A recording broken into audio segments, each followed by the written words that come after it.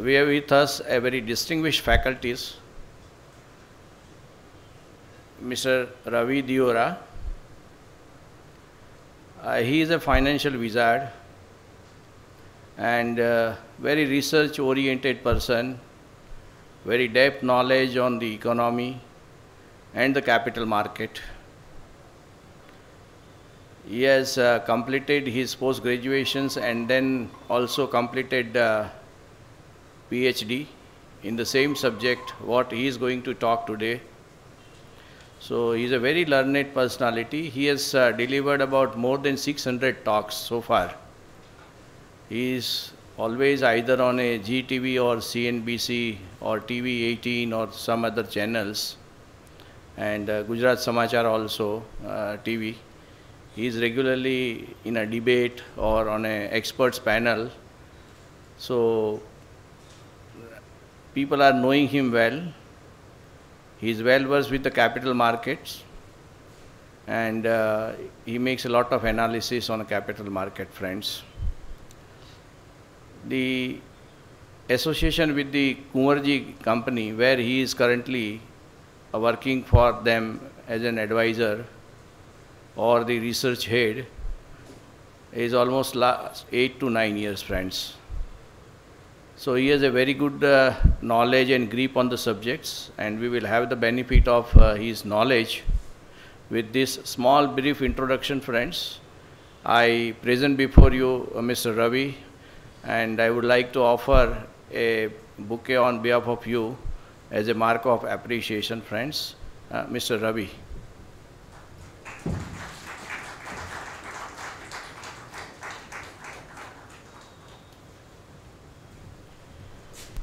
With this brief introduction, friends, I would request Mr. Ravi to deal with the subject. Thank you.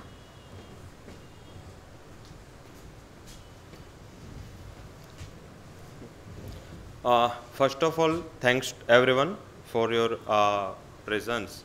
And today I'm going to explain some economic indicators and its impact on each and every country in economy, in financial market. So we'll correlate all the asset classes with the economy. So basic आज का जो हमारा subject है कि decoding macro indicators, Indian and global perspective. तो nowadays जितने भी global indicators are playing crucial role for each and every market, each and every economy, each and every asset classes are correlated. Means कि पहले क्या था कि equities चल रहा था तो इसका कोई हम गोल्ड सिल्वर देखे या कोई दूसरे एसेट क्लासेस देखे तो इतना कोरिलेशन नहीं था. पहले इंडिया में कुछ होता था तो इसका कोई इम्पैक्ट अक्रॉस द ग्लोब हम नहीं देखते थे. इंडियन इकोनॉमीज पहले इंडिया तक ही रहती थी. यूरोपियन इकोनॉमी का इतना बड़ा सब प्राइम क्राइसिस इन 2008-9 हमने देखा तो इतना ज़्यादा इम्पैक्ट इंडियन इकोनॉमीज पे तब नहीं था. अभी ये फाइनेंशियल क्राइसिस नहीं थे, पहले हेल्थ क्राइसिस थे, बाद में प्राइस क्राइसिस हुए. प्राइस क्राइसिस का इम्पैक्ट तो ईच एंड एवरी इकोनॉमी को होना ही था और ये हो भी रहा है. बट यस, फिर भी ये इकोनॉमिक क्राइसिस में कन्वर्ट नहीं हुआ क्योंकि अभी क्या है कि global economies are correlated. And particular अगर ये वॉर नहीं होता रशिया एंड यूक्रेन के बिटवीन तो कब के ये इकोनॉमिक स्टेबल हो जाती एंड हम काफ़ी अच्छी तरह ये इन्फ्लेशन एंड कोविड का जो थर्ड वेव था उसके बाद हम अच्छे मीन्स के एक रेल पे आ रहे थे तो वो डीरेल करने का काम रशियन यूक्रेन वॉर ने किया. तो ये रशियन यूक्रेन वॉर जब हो रहा था हम काफ़ी मीडिया में मैं जा रहा था, each and every way talking कि इसका क्या इम्पैक्ट होगा इंडिया में. ये तो वो खुद का प्रॉब्लम है बट ये प्रॉब्लम खुद का नहीं रहा एंड ये कन्वर्ट हुआ इन्फ्लेशन क्राइसिस पे. Each and every nation, each and every country are facing the inflation problem. तो कुछ ना कुछ मीन्स के अगर बिजनेस पे मैं कुछ कर रहा हूँ, लाइक आई हर्ड कि यस्टरडे कि मोरबी में कोई सिरामिक बिजनेस है तो वो सिरामिक बिजनेस अभी नहीं चल पा रहा है क्योंकि गैस के प्राइसेस इतने हैं, उसके इनपुट अवेलेबिलिटी नहीं है. फर्टिलाइज़र में हमने सुना कि फर्टिलाइज़र कंपनियां नहीं चल पा रही, उसका इनपुट नहीं आ रहा है. तो कोई ना कोई सेक्टर, कोई ना कोई कंपनी में इन्फ्लेशन या इकोनॉमिक पैरामीटर्स का इम्पैक्ट होता है. क्योंकि वैसे हम इकोनॉमी को क्या है कि इन इंडिया इकोनॉमी को इतना इम्पोर्टेंस नहीं है जितना सोशल सब्जेक्ट्स को है. मीन्स कि आज न्यूज़ देख लो, मीडिया देख लो तो वहाँ पे सोशल जो सब्जेक्ट्स है उसको वेटेज ज़्यादा मिलता है. बट इकोनॉमी को कंपेरेटिव कम मिलता है, वो बिजनेस चैनल्स तक ही सीमित रह जाता है। तो पर्टिकुलर अभी आ रहा है अवेयरनेस, लाइक इंटरनेट का, सबके पास इंटरनेट है, सब अब हम जो नई पीढ़ी को मिल रहा है, पहले क्या था कि हम कोई सेमिनार करते थे, कोई इवेंट करते थे, तो फाइनेंशियल मार्केट क्या है वो समझाना पड़ता था। अब लोग को पता है, क्योंकि इतना बड़ा अवेयरनेस हुआ, म्यूचुअल फंड्स इंडस्ट्री इतनी बड़ी हुई, तो इससे सबको पता चला। तो आज का जो हमारा सब्जेक्ट्स है उसमें हम ज़्यादातर इकोनॉमिक फैक्टर्स के ऊपर, पैरामीटर्स के ऊपर और उसके क्या इम्पैक्ट है इसके ऊपर फोकस करेंगे। अभी इकोनॉमिक फैक्टर्स क्यों इम्पोर्टेंट है और किसके इम्पोर्टेंस से काफ़ी इम्पोर्टेंट है, क्यों इम्पोर्टेंट है? क्योंकि सब इकोनॉमी के फैक्टर, सब इकोनॉमी के डेटा का इम्पैक्ट है वो अक्रॉस द ग्लोब नहीं होता। कौन सी इकोनॉमी का ज़्यादा इम्पैक्ट होता है? जिसकी साइज बड़ी है। मीन्स कि अगर हम ये चार्ट पे देखें तो लार्जेस्ट इकोनॉमी यूएस है, यूएस साथ में सेकंड जो है China, Japan, Germany, United Kingdom and India. अभी इंडिया एंड यूके के बिटवीन कंपटीशन चल रहे, but according to the last official data of the world bank, जिसके ऊपर रियलाइज ज़्यादा करते हैं हम, तो वहाँ पे देखें तो वहाँ पे हम टॉप 5 इकोनॉमी से टॉप 6 इकोनॉमी है, तो उसका ज़्यादा वेटेज पड़ रहा है। तो ग्लोबल इकोनॉमी जब हम देख रहे हैं, ग्लोबल इकोनॉमी की जब हम चर्चा कर रहे हैं, तो अब ये जो सारे कंट्रीज है उसके इकोनॉमिक इंडिकेटर्स का हमें ध्यान रखना पड़ेगा। साथ में इंडिया भी है, इंडिया का भी 6th रैंक है। हमारे अलावा टॉप 10 में France, Italy, Canada and south Korea है। बट सरप्राइज क्या है कि वर्ल्ड की जो टॉप 10 इकोनॉमी से, टॉप 10 कंट्रीज है, वो 68% वेटेज रखते हैं ग्लोबल इकोनॉमी का। तो ये 10 इकोनॉमी है, 10 इकोनॉमी है, उसके ऊपर आपका प्रेजेंस आपका होल्ड होना चाहिए। टॉप 5 इकोनॉमी है, उसका 55% का वेटेज अक्रॉस द ग्लोब है। मीन्स कि 55% का वेटेज सिर्फ 5 ही कंट्री है जो होल्ड करते हैं। तो आई थिंक कि ये 5 कंट्री के जो डेटा है, ये 5 कंट्री के जो मैक्रोस है, ये 5 कंट्री के जो आने वाले सिचुएशन है, वो situation in terms of energy हो, situation in terms of inflation, GDP, कुछ भी डेटा हो, उसका टोटल ग्लोबल इकोनॉमी पे इम्पेक्ट होगा। अभी क्या है कि कॉमोडिटी प्राइसेस देखे तो कॉमोडिटीज प्राइसेस जो है अभी रिकॉर्ड हाई पे चल रहा है। तो each and every nation is talking for the energy security.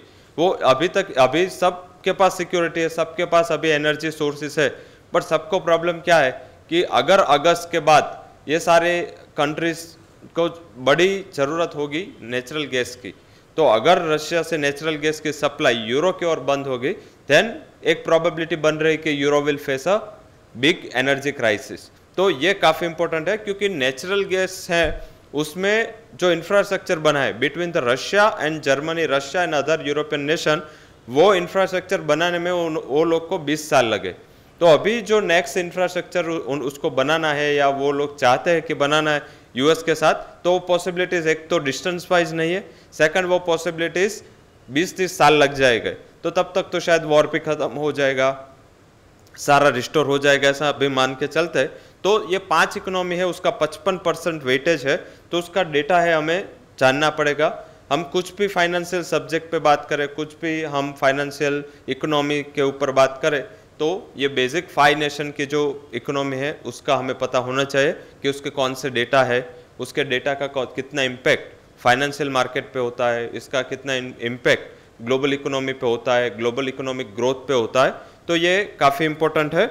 अभी सारे डेटा भी इम्पोर्टेंट नहीं होते, पर्टिकुलर ये यूएस के मैक्रोस है। यूएस में मैंने मेरे 16-17 साल के एक्सपीरियंस में ये मैंने किया है, एंड मैंने ये फाइंड भी किया है, और मैंने ये एनालिसिस भी किया है कि पर्टिकुलर जो डेवलप्ड नेशन है, लाइक जो टॉप 5 इकोनॉमीज है, उसमें प्रॉब्लम ग्रोथ का नहीं है।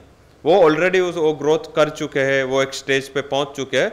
इसका प्रॉब्लम है टू प्रिजर्व देयर वेल्थ, और इसको अगर प्रिजर्व करना है, अगर जहाँ पे ये यूएस 20 ट्रिलियन से ज़्यादा बड़ा इकोनॉमी बना है, चाइना 13 ट्रिलियन से ज़्यादा बड़ा इकोनॉमी है, तो उसको अगर प्रिजर्व करना है तो उसको क्या चाहिए, इसको अपना इन्फ्लेशन कम चाहिए।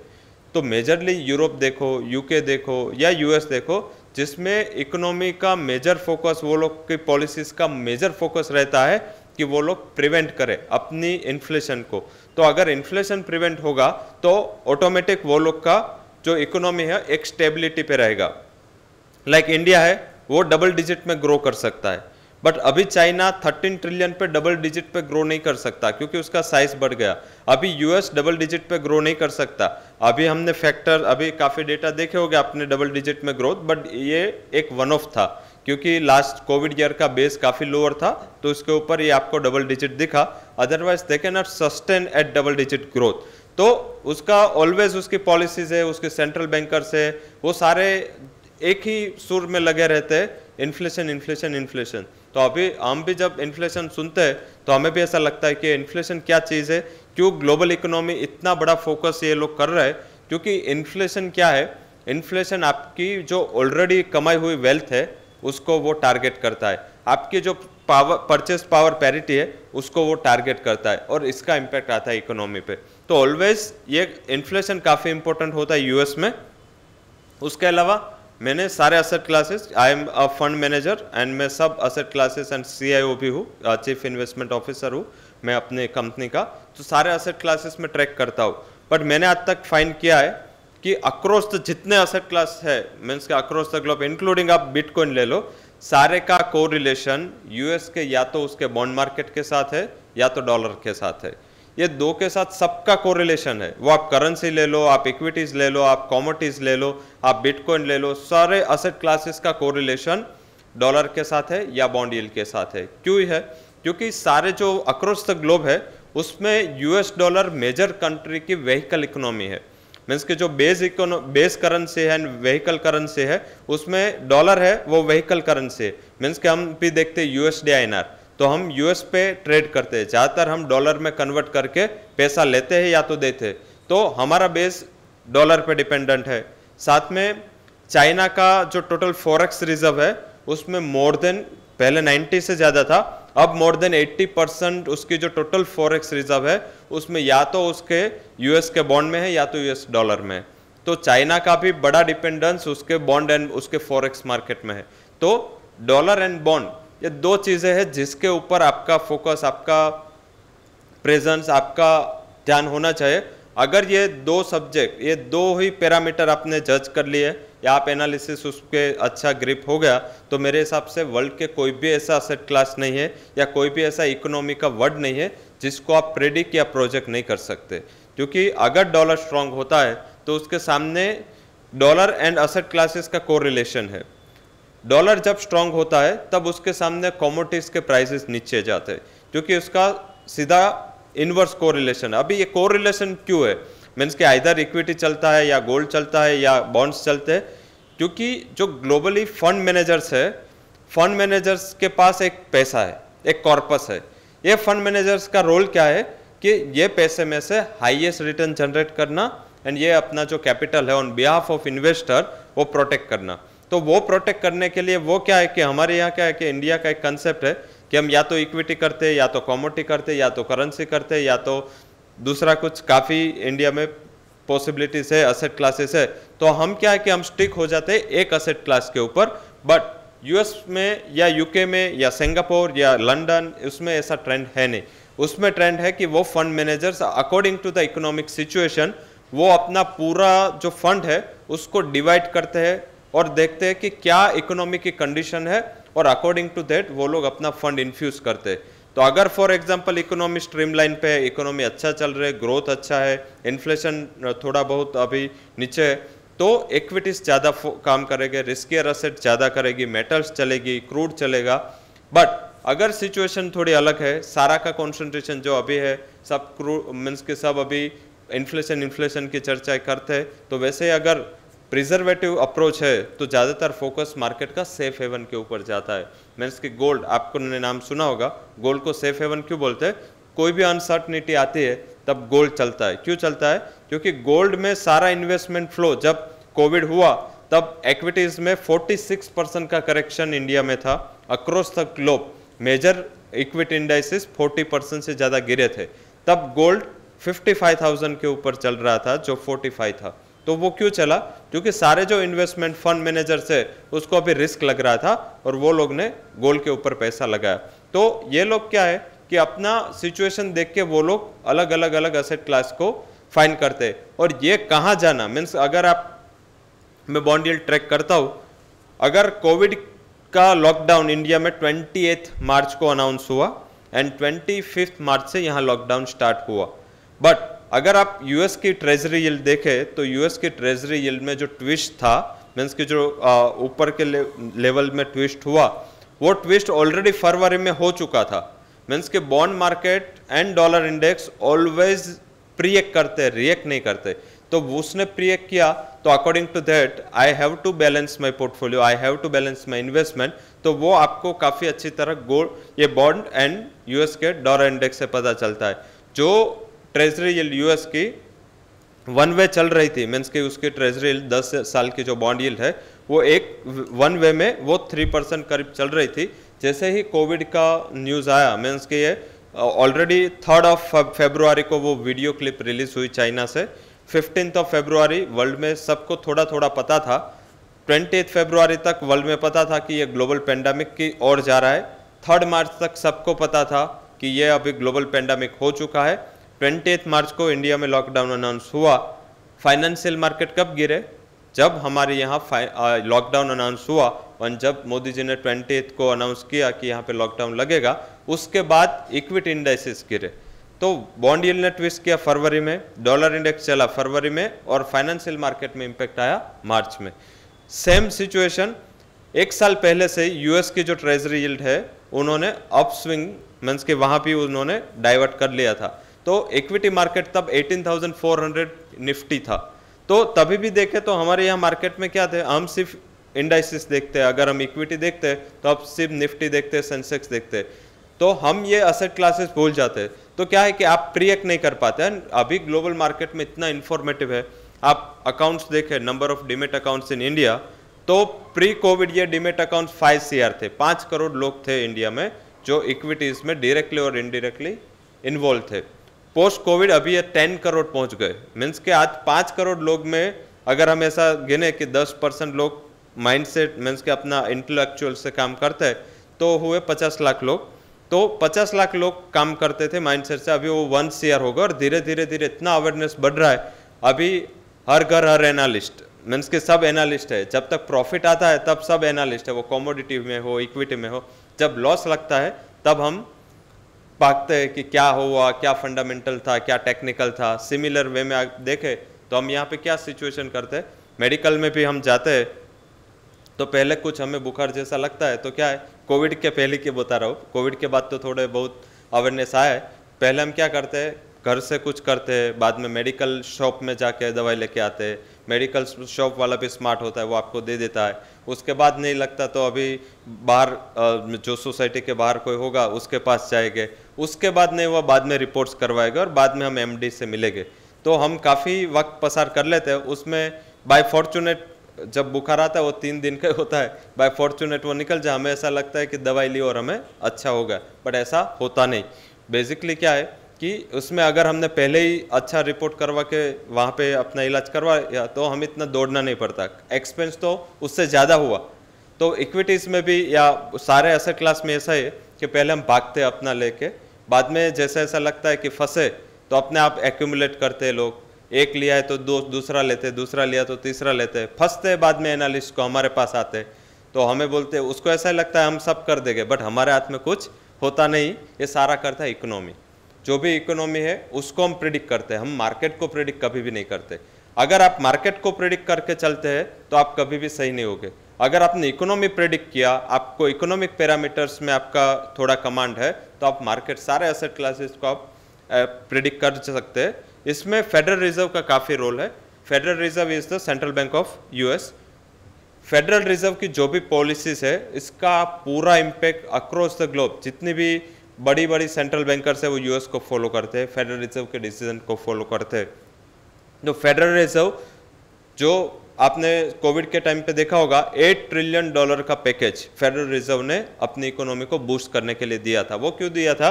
क्योंकि नवंबर दिसंबर में इलेक्शन थे, तो गवर्नमेंट का भी काफ़ी प्रेशर था कि इकोनॉमी पे ये हेल्थ क्राइसिस का कन्वर्जेशन फाइनेंशियल क्राइसिस में नहीं होना चाहिए, क्योंकि यूएस के इकोनॉमी है या इसके इलेक्शन है उसमें काफ़ी प्रभाव इन्फ्लेशन एंड इकोनॉमी करता है, तो इकोनॉमी का काफ़ी बड़ा रोल होता है। तो उन्होंने इतना एफर्ट किया एंड अक्रॉस द ग्लोब देखे तो मोर देन $21 ट्रिलियन का डिस्ट्रीब्यूशन हुआ to preserve global economy from this health crisis. Means के $21 ट्रिलियन, पूरा इंडियन इकोनॉमी $2.5 ट्रिलियन का है।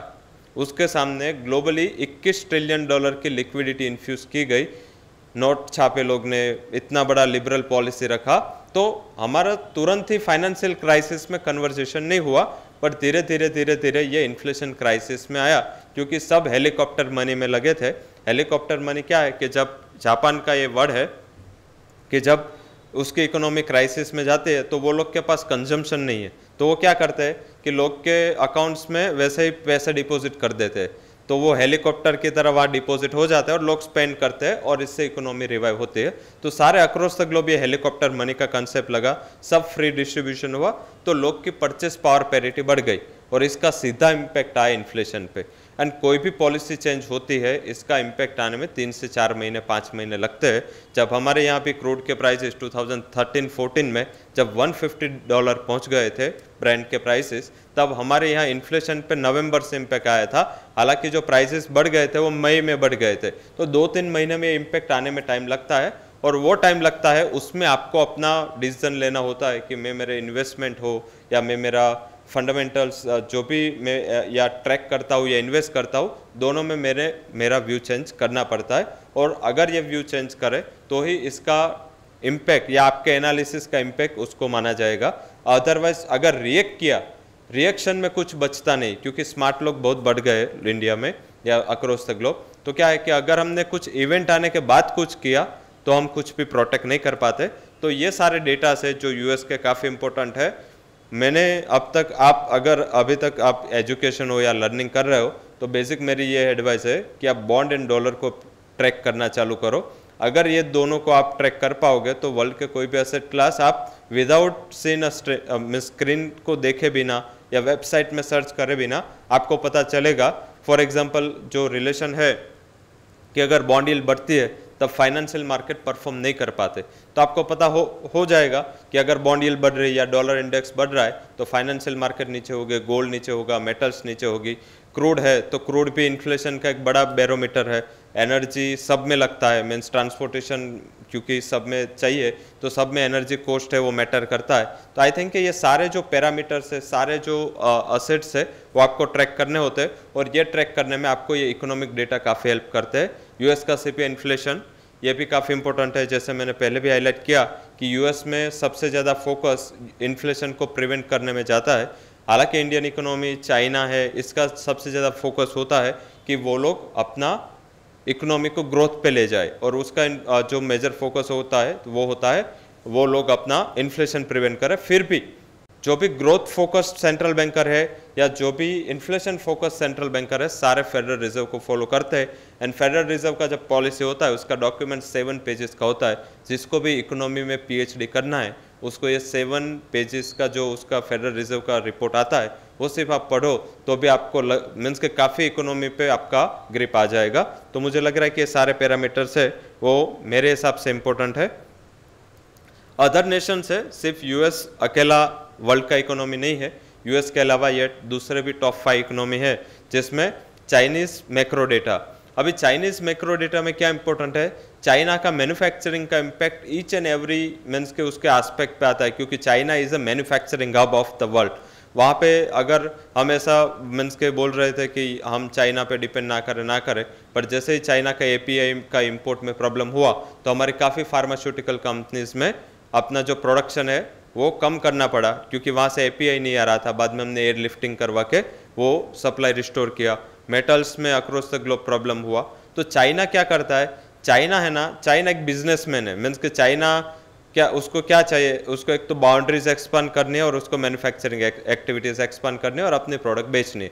तो इसके लिए वो क्या करेगा, अपने मैन्युफैक्चरिंग को इम्प्रूव करेगा, इंफ्रास्ट्रक्चर को इम्प्रूव करेगा, अपना इंडस्ट्रियल प्रोडक्शन बढ़ाएगा, रिटेल सेल्स पे फोकस करेगा, और इससे इसकी जीडीपी पे इम्पैक्ट आएगा। तो ये पांचों डेटा, मैन्युफैक्चरिंग पीएमआई, उसके retail sales, industrial production and GDP growth, सारे डेटा का इंपॉर्टेंस है। और साथ में चाइनीज ट्रेड बैलेंस का एक इम्पैक्ट मेटल्स पे भी होता है, क्योंकि जितनी ग्लोबली मेटल्स है इसमें या तो चाइना बड़ा प्रोड्यूसर है, या तो बड़ा इंपोर्टर है, या तो बड़ा एक्सपोर्टर है, या तो वो बड़ा कंज्यूमर है। तो कुछ ना कुछ हिसाब से चाइना का वेटेज बेस मेटल्स पे ज़्यादा है। वर्ल्ड का सेकंड लार्जेस्ट कंज्यूमर चाइना है, अभी लार्जेस्ट भी हो गया। तो बेसिक वो कंज्यूमर नहीं, अभी वो स्टोर ज़्यादा कर रहा है, मीन्स कि वो रशिया से भी क्रूड डिस्काउंट पे ले रहा है, अभी तक ईरान से ले रहा था, तो वो सबसे बड़ा इंपोर्टर बन गया। इंडिया है वो सेकंड लार्जेस्ट है, वैसे third largest consumer, second largest importer है एशियन रीजन में, तो इंडिया का भी वेटेज क्रूड के मार्केट पे है। तो बेसिक देखें तो ये सारे डेटा है वो इम्पोर्टेंट है, क्योंकि उसके इकोनॉमी का नेचर वहाँ पे है। जापान, तो जापान में अपनी मॉनेटरी पॉलिसी का काफ़ी इंपॉर्टेंट है, क्योंकि जापान में जो इंटरेस्ट रेट है वो -0.1% है, और बैंक ऑफ जापान अकेला वर्ल्ड का बैंक है जिसको ये इन्फ्लेशन का डर नहीं है, तो वो अपना इंटरेस्ट रेट कम रख के बैठा है। साथ में उसका जीडीपी ग्रोथ, येन का काफ़ी इम्पैक्ट आता है, क्योंकि जापान भी है वो स्पेंडिंग इकोनॉमी नहीं है हमारी तरह। हम क्या करते हैं, हम कंज्यूम ज़्यादा करते हैं, एक्सपोर्ट कम करते हैं। जापान के पास तो पॉपुलेशन नहीं है, तो जापान का बेस फोकस है वो क्या है कि करेंसी में उसके पास जगह भी नहीं है, तो वो क्या करता है कि अक्रॉस द ग्लोब जितने बिजनेसेस है उसमें वो इन्वेस्ट करता है। लाइक मारुति सुजुकी वहाँ से था, हीरो होंडा वहाँ की कंपनी थी, सोनी, ये जो भी बड़ी ब्रांड्स ले लो आप, जो जापान की इंडिया में हो या ग्लोबल हो, वो क्या करता है, वो एक इन्वेस्टमेंट पार्टनर बनता है। लाइक सुमितोमो केमिकल, तो सुमितोमो ग्रुप जापान का है, तो इंडिया की बड़ी एक Excel crop care company Gujarat की थी, उसको एक्वायर कर लिया उन्होंने। तो उसके पास पैसा है बट उसके पास स्पेंडिंग नहीं है, तो उसको पैसा आएगा बाहर से येन में, तो उसका येन जितना कमज़ोर होगा इतना उसका लिए बेनिफिट होगा। तो जब भी येन कमज़ोर होता है तब उसकी इकोनॉमी, इसका फाइनेंशियल मार्केट काफ़ी अच्छी तरह परफॉर्म करता है। उसका एक फाइनेंशियल जो उसका बेंचमार्क है, जैसे हमारे यहाँ निफ्टी है, उसका निक्के है। तो निक्के आप देखो तो जिस दिन चाइनीज मीन्स जिस दिन जापानीज येन अगर करेक्शन में है, तो उस दिन आप ब्लाइंडली देख लो वो ऊपर ही होगा, क्योंकि डायरेक्टली वहाँ पे कोरिलेशन है। तो जापानीज येन को ट्रैक करना है, ट्रेड बैलेंस को ट्रैक करना है उसके, एंड उसके जीडीपी ग्रोथ को ट्रैक करना है। जर्मनी चाइना की तरह यूरो का एक हब है, यूरोजोन में एक ही सर्वाइवल वाली इकोनॉमी है, वो है जर्मनी, जो 2008-9 सब प्राइम क्राइसिस में मीन्स के बच गया था, होम क्राइसिस हुए थे जब, इन्फ्लेशन क्राइसिस में भी ये बच रहा है अभी तक, क्योंकि जर्मनी के है छोटा देश, मीन्स के ऐसा मीन्स इतना बड़ा विस्तार भी नहीं है जैसे जर्मनी का नाम है, जितनी इकोनॉमी है इतना बड़ा उसका ना तो पॉपुलेशन ना तो उसके पास एरिया है। बट जर्मनी एक मैन्युफैक्चरिंग हब है यूरोप का। अभी यूरोप का मैन्युफैक्चरिंग हब है, तो उसमें डेफिनेटली मैन्युफैक्चरिंग डेटा ही काम आएगा। ऑटो में काफ़ी बड़ा काम है जर्मनी का ऑटो एजुकेशन हो या जर्मनी का ऑटो एक्सपोर्ट हो, उसमें जर्मनी काफ़ी बड़ा मैटर करती है।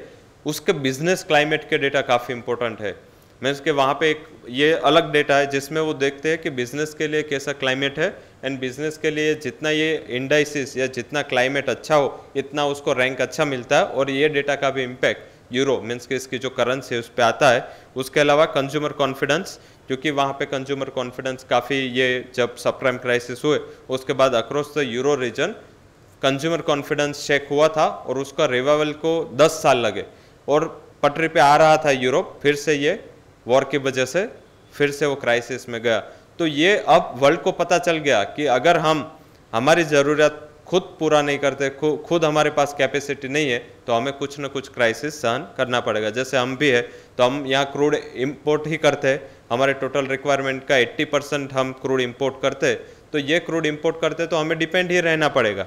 हम मीन्स के क्रूड के प्राइस बढ़ेगा, पेट्रोल डीजल बढ़ेगा, और इसका इम्पैक्ट यहाँ भी आएगा, तो ये इंपॉर्टेंट है। इंडिया, यूके में बेसिकली उसके unemployment rate, bank of England की मॉनेटरी पॉलिसी, इस टाइम सबसे पहले अगर इन्फ्लेशन पे कोई बड़ी सेंट्रल बैंक ने रिएक्ट किया तो वो था बैंक ऑफ इंग्लैंड।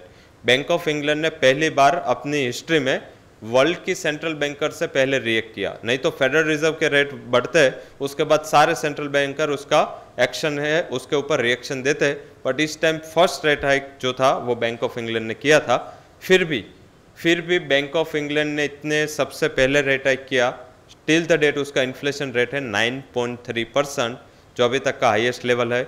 यूएस में भी 40 ईयर्स से ज़्यादा का हाईएस्ट लेवल पे इन्फ्लेशन जा रहा है। तो ये हम क्यों हो रहा है, क्योंकि जब 2008-9 में जब सब प्राइम क्राइसिस थे, 2000 में .com क्राइसिस थे, अभी जो मीन्स के कोविड क्राइसिस आए, .com क्राइसिस में टोटल वर्ल्ड का पैकेज था 2 ट्रिलियन। साथ में 2008-9 में जब सब प्राइम क्राइसिस हुआ, टोटल ग्लोबली जो पैकेज था सेंट्रल बैंकर हो या फेडरल गवर्नमेंट्स, वो था 8 ट्रिलियन। ये जब टाइम आया कोविड क्राइसिस हुए तब था पैकेज $21 ट्रिलियन। तो मीन्स के इतना बड़ा साइज साथ में, जब 2000 में पैकेज आया, 2003 तक पैकेज दिया, 2008-9 में स्टार्ट किया पैकेज देना सेंट्रल बैंकर्स ने, तो 2011-12 तक ये मॉनेटरी पॉलिसी लिबरल रही और पैकेज देते रहे, और इसका इन्फ्लेशन पे कन्वर्जन आया 2013-14 में। जब कोविड में ये $21 ट्रिलियन देना था, वो सिर्फ 6 महीने में $21 ट्रिलियन का डिस्ट्रीब्यूशन हुआ, क्योंकि यूएस में नवंबर-दिसंबर में इलेक्शन था और इलेक्शन के पहले ये लोग को इकोनॉमी पे इम्पैक्ट नहीं चाहिए था, तो यूएस एंड अलाइड नेशंस थे, वो लोग ने काफ़ी बड़ी मात्रा में लिक्विडिटी का इन्फ्यूजन किया, और इसका इम्पैक्ट अभी हम इन्फ्लेशन पे देख रहे हैं। तो ये सारे डेटा से काफ़ी इंपॉर्टेंट है, एंड ये डेटा में हम देखें तो particular current account deficit, inflation and interest rate, ये जब लो होता है वो इकोनॉमी के लिए पॉजिटिव होता है।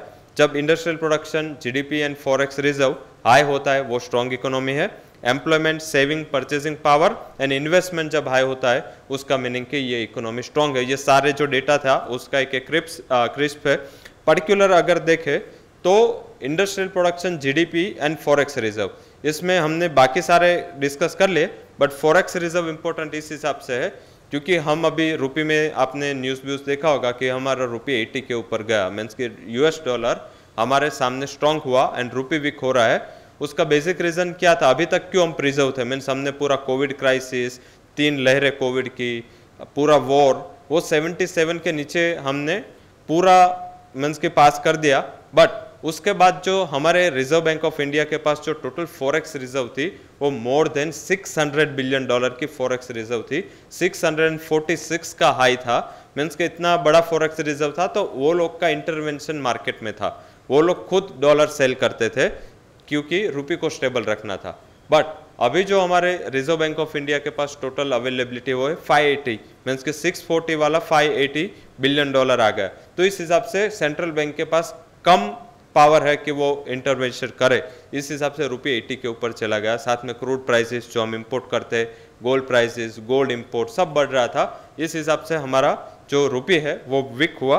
तो ये सारे जो फैक्टर्स है इसका कहीं ना कहीं इम्पैक्ट, कोई भी बिजनेसमैन हो, कोई भी पढ़ाई भी कर रहे हैं तो भी सब पे ये इम्पैक्ट आएगा, क्योंकि इन्फ्लेशन है वो अल्टीमेट है, और इन्फ्लेशन एंड जीडीपी ग्रोथ है वही दोनों हमारे साथ जुड़े हुए हैं, और दोनों का जुड़ा हुआ रहना उसका बेसिक रीज़न यही है कि ये जो 9 पैरामीटर्स है वो सारे इससे अफेक्टेड होते हैं।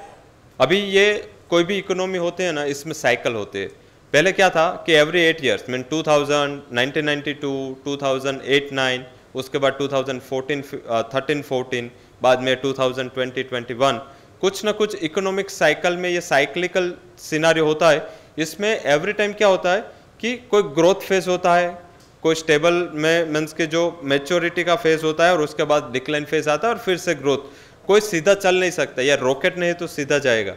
इसमें क्या है कि इकोनॉमी के पैरामीटर से वो चेंज होता है। कैसे चेंज होता है कि आज ग्रोथ बढ़ा तो लोग के पास स्पेंडिंग पावर बढ़ा, परचेसिंग पावर बढ़ा, तो सीधा इन्फ्लेशन बढ़ेगा। सीधा सेंट्रल बैंकर का फोकस चेंज होके कहाँ आएगा, इन्फ्लेशन को टैप करने पे आएगा। जैसे इन्फ्लेशन टैप करने में वो लोग फंसेंगे तो उसको इंटरेस्ट रेट हाई करना पड़ेगा। इंटरेस्ट रेट हाई किया तो फिर से थोड़ा बहुत स्लो डाउन इकोनॉमी में आएगा। तो ऐसे ही साइकिल चलती है। बट ये साइकिल अभी भी ये साइकिल चल रही है। मीन्स कि साइकिल ब्रेक कब हुई थी, 2008-9 में ये ब्रेक हुई थी, एक्चुअली इकोनॉमिक साइकिल ब्रेक हुई थी। अभी तक इसका इम्पैक्ट इकोनॉमी पे नहीं है। तो अभी तक जो हम मान रहे हैं कि हम बच गए, तो ऐसा नहीं है। In future also there is a huge probability कि अगर ये वॉर जल्दी से ख़त्म नहीं हुआ और कुछ भी एनर्जी सप्लाई रिलेटेड या कुछ भी प्रॉब्लम हुआ, या रशिया का वॉर अभी जहाँ चल रहा है उसके बाउंड्री के बियॉन्ड कुछ गया, कुछ और यूरोपियन नेशंस कुछ जुड़े, तो आई थिंक कि ये मीन्स कि कन्वर्ट हो सकता है। हालांकि अभी भी ये इसको स्ट्रेटेजिकल वॉर ही बोल सकते हैं, ये अभी वॉर नहीं है। अगर ये एक्चुअल वॉर होता तो मेरे हिसाब से रशिया को इतने दिन नहीं लगते। मीन्स कि ये ऑलमोस्ट 4 महीने से 4 मंथ से ज़्यादा हो गया कि वॉर चल रहा है। अदरवाइज जो रिसोर्सेज यूक्रेन के पास है और जो रिसोर्सेज रशिया के पास है, तो इस हिसाब से इसको 5 दिन भी नहीं लगते। और वो लोग ने पहले रिट्रेट किया था कि will take not more than 48 hours to destroy Ukraine. But अभी डिस्ट्रॉय नहीं हो रहा है क्योंकि सामने पूरा वेस्टर्न वर्ल्ड डायरेक्टली और इनडायरेक्टली इन्वॉल्व है। तो ये वॉर जितना चलेगा इतना ये इकोनॉमी पे आगे रिस्क खड़ा कर रहा है, क्योंकि ये इन्फ्लेशन का रिस्क है। ये मीन्स कि यूक्रेन है तो कई कमोडिटीज़ में रशिया एंड यूक्रेन का कंबाइंड लाइक ग्रेन्स है लाइक आप देख ले तो मेज है, या आप देख ले तो कॉर्न, साथ में आप देखो तो व्हीट, बार्ली, इसका बड़ा प्रोड्यूसर है दोनों का रीजन। रशिया नेचुरल गैस है, क्रूड का बड़ा प्रोड्यूसर है, हालांकि अभी भी उसके क्रूड एंड नेचुरल गैस में ऑफिशियल सैंक्शन नहीं लगे। ऑफिशियल ये जो सैंक्शन पूरे ग्लोब में लगेंगे, या यूएन या वर्ल्ड बैंक या आईएमएफ उसके अगेन कुछ पारित करेगा, उसके बाद इसका इम्पैक्ट सारे इकोनॉमी में आएगा। लाइक अभी क्या है कि अभी वो डिस्काउंट में क्रूड बेच रहा है, हम भी जो हमारा मार्केट शेयर रशिया से इंपोर्ट का 2% था before this crisis, before this war, अभी वो बढ़ के हो गया 20% तक पहुंच गया है। तो हम डिस्काउंट पे क्रूड अभी ले रहे हैं, बट ये मिलेगा हर टाइम डिस्काउंट पे, वो सबसे बड़ा क्वेश्चन है यहाँ पे विंडफॉल टैक्सेस पे। तो ये साइकिल फॉलो होती रहेगी और ये साइकिल का इम्पैक्ट है वो ऑलवेज मार्केट पे आता रहेगा। अभी ग्लोबली सेंट्रल बैंकर का टर्न 3 पार्ट में डिवाइड हो चुका है। पहला है हॉकिश टर्न, मीन्स के जिसने या तो पहले रिएक्ट किया या तो जिसने एग्रेसिवली रेट हाइक किया और अपना जो भी पॉलिसीज लिबरल रखा था उसको तुरंत ही वो लोग ने चेंज किया। उसमें बैंक ऑफ इंग्लैंड, जैसे मैंने पहले हाईलाइट किया, federal reserve, central bank of Brazil, central bank of Republic of Turkey and bank of D Mexico, यानी कि बैंक ऑफ मैक्सिको, ये सारे जो सेंट्रल बैंकर है उसका टर्न हॉकिश है। हॉकिश टर्न मीन्स कि वो एग्रेसिव है पॉलिसी को लेके, इन्फ्लेशन को लेके। सेकंड न्यूट्रल, ये सब रिएक्टर्स है, मीन्स कि जो उन्होंने किया तो हमें करना पड़ेगा, ये सारा रिएक्शन किया रिजर्व बैंक ऑफ इंडिया। हमने फेडरल रिजर्व ने जब रेट हाइक किया उसके पहले ही अर्ली मॉर्निंग आके हमने रेट हाइक कर दिया था और हमारा भी रेट साइकिल रिवर्स हुआ। ईसीबी जस्ट कल ही ईसीबी ने 50 बेसिस पॉइंट से रेट हाइक किया।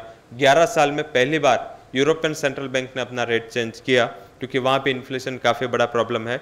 रिजर्व बैंक ऑफ ऑस्ट्रेलिया, जहाँ भी अभी वो लोग ने 3 बार रेट हाइक कर लिया।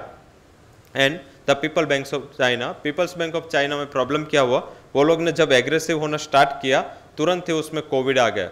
तो वो लोग की जीरो कोविड पॉलिसी है, मीन्स कि अगर एक भी केस मिलता है कोई भी कंटिनेंट, कोई भी एरिया या जोन में, वो लोग पूरा लॉकडाउन कर देते। तो इससे लगातार वहाँ बिजनेस को सपोर्ट चाहिए।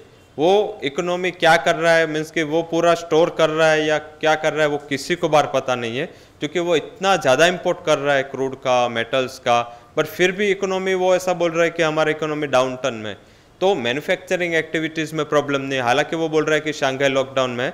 तो आई थिंक कि ये सबसे बड़ा एक मार्केट को या सबको जानना है कि क्या है। चाइना एंड यूएस के जो रिलेशंस है वो भी लगातार चेंज हो रहे हैं, मीन्स के कभी इतने नेगेटिव हो जाता है। कल फॉर एग्जांपल नाइट को ही मैसेज आया कि चाइना की जो कंपनीज है उसके ऊपर यूएस काफ़ी कंपनीज पे इंस्पेक्शन ला रहा है। आज अर्ली मॉर्निंग चाइना के जो प्रीमियर है उन्होंने यूएस प्रेसिडेंट को मैसेज एंड कॉल किया, वो कोविड संक्रमित हो गए। तो बेसिकली उसका अप एंड डाउन है वो काफ़ी है। और जब दो बड़ी इकोनॉमीज का पॉलिसी आपको पता नहीं चलता तो अक्रॉस द ग्लोब इसका इम्पेक्ट आता है। तो आई थिंक कि ये 4 सेंट्रल बैंकर है जो अभी भी नरोवा कुंजरोवा है। अगर फेडरल रिजर्व कट करने चालू कर दिया तो ये चारों सेंट्रल बैंकर कट करेंगे। अभी डविश कौन है, जिसको इन्फ्लेशन नहीं प्रॉब्लम है या जिसको कोई प्रॉब्लम नहीं, वो है bank of Japan. Bank of Japan की करेंसी 24 ईयर्स के लो पे चल रही है। क्यों चल रहे हैं? एक तो वो अपने करेंसी में कुछ इंटरवेंशन क्यों नहीं कर रहे, क्योंकि अपनी खुद की करेंसी जापान का जो येन है वो जितना डेप्रिशिएट होगा जापान की इकोनॉमी को इतना ही फायदा होगा, क्योंकि उसको तो पैसा आ रहा है। तो वो क्या है कि वो वहाँ मैटर नहीं करता। सेकंड कि उसका इंटरेस्ट रेट -0.1% है और उसका कुछ कंजम्पशन नहीं है। तो उसको सबसे बड़ा रिस्क क्या है कि अगर कुछ भी इंटरेस्ट रेट में चेंज किया तो पूरा कंजम्पशन साइकिल पे उसका इम्पैक्ट आएगा। तो वो अभी डविश है। एंड स्विस नेशनल बैंक वो भी अभी नेगेटिव इंटरेस्ट रेट के साथ है, हालांकि -0.75%। ये वर्ल्ड का सबसे वो खराब बैंक है या सबसे लोवेस्ट इंटरेस्ट रेट वाला बैंक है। -0.75% मीन्स आज अगर आपने बैंक में पैसा रखा तो आपको 75 पैसा चुकाना है। अभी यहाँ पे हमें मिलता है डिपॉजिट, मीन्स कम या ज़्यादा मिलता है, वहाँ आपको चुकाना है। क्योंकि क्या चल रहा है वो हम ये स्टेज से नहीं कह सकते। तो आपको भी पता है कि स्विस बैंक का क्या इमेज है। तो सेकंड बैंक ऑफ जापान, तो बैंक ऑफ जापान अभी माइनस में ही रखेगा, उसको कोई चिंता नहीं है, अपनी करेंसी डेप्रिशिएट हो रहे। हालांकि बैंक की जो पॉलिसी है बैंक ऑफ जापान की, वो लोग अपने जो कंट्री है उसके पॉपुलेशन को खुश रखने के लिए या उसको प्रिजर्व करने के लिए वो कुछ भी कर सकते हैं। तो तब तक मुझे लग रहा है कि ये 2 सेंट्रल बैंकर का पॉलिसी टर्न है वो ऐसा ही रहेगा। अभी इंडियन मैक्रो डेटा ज़्यादा हम अंदर जाएंगे नहीं तो हमारा प्रेजेंटेशन ख़त्म नहीं होगा और आप भी बोर हो जाएंगे। तो डेफिनेटली ये जो मैक्रो डेटा है, जितना इम्पैक्ट अक्रॉस द ग्लोब बड़ी इकोनॉमीज में वॉल्टालिटी के पार्ट में आया है, इतना इम्पैक्ट इंडिया पे नहीं आया। और मैं जब शो करता हूँ, मैं 16 साल से ये मार्केट में हूँ और मोर देन 12 ईयर्स मैं सारे सोशल मीडिया या सारे जो ब्रॉडकास्ट मीडिया या प्रिंट मीडिया में मैं अपना कवरेज देता हूँ।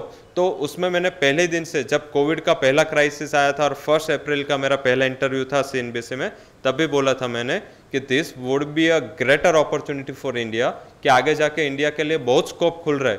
क्योंकि अक्रॉस द ग्लोब क्या है कि जो भी मैन्युफैक्चरिंग हब है, एक तो जर्मनी वो खुद यूरो का पूरा कर रहा है, एक चाइना।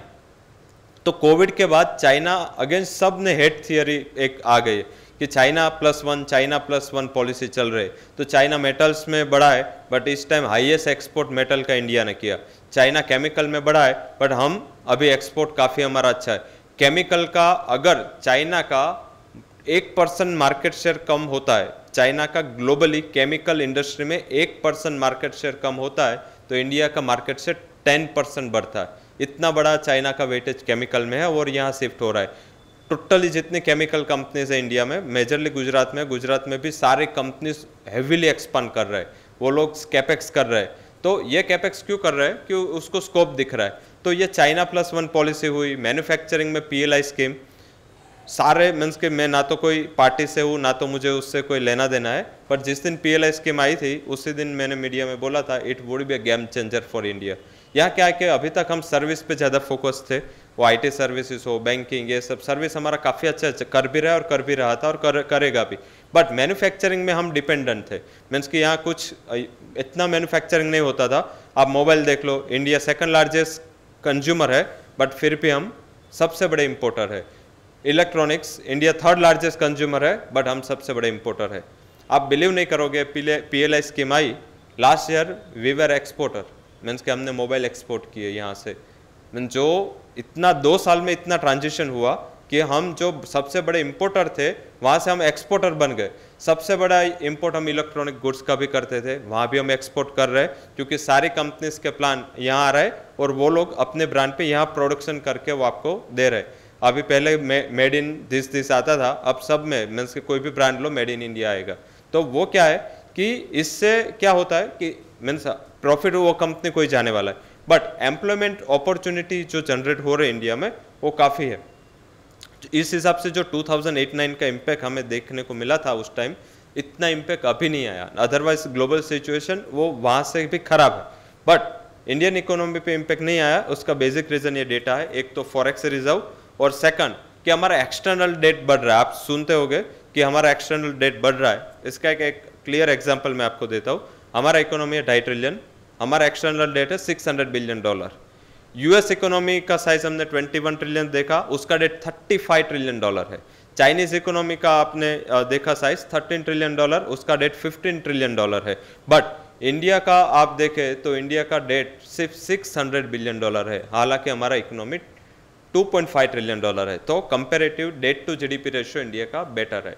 सेकंड कि फॉरेक्स रिजर्व चाइना का भी हम अगर छोड़ दे, उसके अलावा जो भी ग्लोबली है, US हो, UK हो, जर्मनी हो, जापान हो, सब में highest forex reserve India hold करता है। ये 600 बिलियन है, फिर भी we are the one of highest. Means कि इसमें क्या होता है, जितनी फॉरेक्स रिजर्व ज़्यादा है आपकी करेंसी को इतना सपोर्ट मिलता है।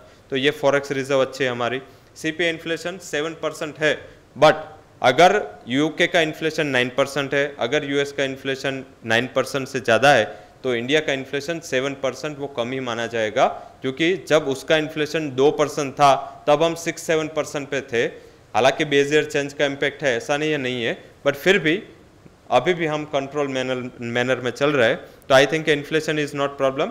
GDP नेगेटिव में नहीं है, अभी हम फ्लैटिश कर रहे हैं, और इतना इन्फ्लेशन इतना हमारे लिए हेडविंड्स ग्लोबली है, तो GDP शायद इतना रोल नहीं प्ले कर पाएगा। बट मैन्युफैक्चरिंग एक्टिविटीज़ अगर देखें तो इसमें कोई ज़्यादा मुझे गिरावट नहीं दिख रही है। एक्सटर्नल डेट की वाइज हमें थोड़ा बहुत प्रॉब्लम था, हालांकि सर्विस PMI रिकॉर्ड हाई पे प्री पेंडेमिक लेवल पे चल रहा है। इंडस्ट्रियल प्रोडक्शन भी कभी भी नेगेटिव नहीं गया। अदरवाइज जो IIP है, इंडेक्स ऑफ इंडस्ट्रियल प्रोडक्शन, ये हमारे यहाँ पहले क्या था, -6% जाता था, उससे +6, बहुत वॉलेटाइल था, वो अभी पॉजिटिव टेरिटरी में है। एंड कोर इंफ्रास्ट्रक्चर आउटपुट जो 13% है, मीन्स कि ग्लोबली सबसे बड़ा प्रॉब्लम क्या है कि इंफ्रास्ट्रक्चर मीन्स कि जो कोर इनपुट है वो नहीं है, वो कोल हो, वो क्रूड हो, वो नेचुरल गैस हो, वो स्टील हो, इसका सब जगह प्रॉब्लम है। हालांकि ये हमारा इंडेक्स वो इंडिकेट कर रहा है कि इंडिया में एक कोर इंफ्रा आउटपुट है जो इंफ्रास्ट्रक्चर के लिए या इंडस्ट्रियल प्रोडक्शन के लिए चाहिए, वो नेसेसिटी चीज़ का हमारा प्रोडक्शन 13% का ग्रो कर रहा है ईयर ऑन ईयर। हालांकि इसमें एक इम्पैक्ट लास्ट ईयर क्योंकि कोविड का लहर खत्म हो रहा था इंडिया में, तो इसका भी एक थोड़ा बहुत इम्पैक्ट था। अभी इसका कोरिलेशन इंडियन फाइनेंशियल मार्केट, मैंने निफ्टी क्यों लिया है, निफ्टी मैंने कुछ मार्केटिंग के लिए नहीं लिया, बट निफ्टी एक बैरोमीटर है, कोई भी फाइनेंशियल सिस्टम होते हैं उसके बैरोमीटर्स, इन्फ्लेशन, जीडीपी, उसका बेंचमार्क इंडेक्स पे होता है, तो ये निफ्टी का परफॉर्मेंस है। हालांकि इसमें कई दूसरी चीज़ें भी होती है ऊपर नीचे, बट यार यस, डॉलर जब स्ट्रांग होता है तब हमारा जो निफ्टी है या हमारा बेंचमार्क है उसमें इनवर्स कोरिलेशन है। दोनों जब मार्केट चलता है तो ये इनवर्स कोरिलेशन इसमें है। सिमिलर वे में gold, bond and yields, gold and financial market में इनवर्स कोरिलेशन है, क्योंकि गोल्ड सेफ हेवन है। जब economy and financial market weak होते हैं तब गोल्ड चलता है, इस हिसाब से यहाँ पे एक इनवर्स कोरिलेशन है। एंड बॉन्ड यील्ड्स ये देखें तो बॉन्ड यील्ड में भी जब बॉन्ड यील्ड बढ़ता है तब पैसा है वो फिक्स इंस्ट्रूमेंट में जाता है। मीन्स कि आज क्या है कि अगर ये यूएस में 3% का फॉर एग्जांपल हम बॉन्ड यील्ड, उसका 10 ईयर्स की ट्रेजरी यील्ड 3% है, तो ये 3% के लिए काफ़ी बड़ा इन्वेस्टमेंट आउटफ्लो इंडिया से हुआ। मीन्स कि आप देखें तो more then 4 lakh crore Indian equities से विड्रॉ हुए। वो गए कहाँ, एफआईएस ने ये विड्रॉल किया, ये गए कहाँ, वो गए यूएस के बॉन्ड में, क्योंकि वहाँ पे वो लोग 3% हैप्पी है, क्योंकि इकोनॉमिक कंडीशन जब बैलेंस नहीं रहता है और जब बॉन्ड यील्ड बढ़ते हैं तो इकोनॉमी फ्लैट हो जाते हैं, तो ये प्रिडिक्शन पे लोग अपना इन्वेस्टमेंट है वो वहाँ पे थोड़ा शिफ्ट करते हैं। और ये शिफ्टिंग ऑफ मनी ये इंडिकेट करता है कि जब बॉन्ड यील्ड बढ़ती है तब इसका इन्वर्स कोरिलेशन फाइनेंशियल मार्केट के साथ होता है। और ऐसा नहीं कि सिर्फ इंडिया से इन्वेस्टमेंट आउटफ्लो है, सारे इमर्जिंग बास्केट से एफआईज है, फॉरेन इंस्टीट्यूशनल इन्वेस्टर है, उसने आउटफ्लो किया है। एंड जो भी ग्लोबली देखे तो सारे के जो बॉन्ड्स है उसमें इतनी ही वॉलेटिलिटी है। मीन्स ये ब्रिक्स की मैंने लिए है, ये ब्रिक्स के डेटा है, जिसमें आप देखें तो हमारे साथ इंडिया के साथ जो भी टोटल पूरा इंडेक्स है, रशिया हम उसको इग्नोर करते जो स्विंग्स है क्योंकि वॉर के वजह से वहाँ पे वॉलेटिलिटी थी, बट उसके अलावा सारे जो बॉन्ड्स है वो हमारी तरह ही वॉलेटाइल थे। ये है perfect inverse correlation between the Nifty and interest rate. हमारे जो भी रेपो रेट है, जो हमारा बेंचमार्क रेट है, वो जब रेपो रेट बढ़ता है तब निफ्टी है वो इतना परफॉर्म नहीं कर पाता, जब रेपो रेट नीचे आता है तब हमारा फाइनेंशियल मार्केट ऊपर जाता है। और ये फाइनेंशियल मार्केट का बेंचमार्क जो निफ्टी बेंचमार्क है क्या है, इंडिया की जो टॉप 50 कंपनीज है उसका ही एवरेज, मीन्स के उसके फ्री फ्लोट वाइज जो एवरेज है उसका ही एक बेंचमार्क है। तो ये थोड़ा बहुत हमारा कॉर्पोरेट की हेल्थ को शो करता है। तो जब इंटरेस्ट रेट नीचे होते हैं तब कॉर्पोरेट का मार्जिन बढ़ जाता है और इसके प्रॉफिटेबिलिटी इंप्रूव होती है और तब फाइनेंशियल मार्केट अच्छा परफॉर्म कर लेते हैं।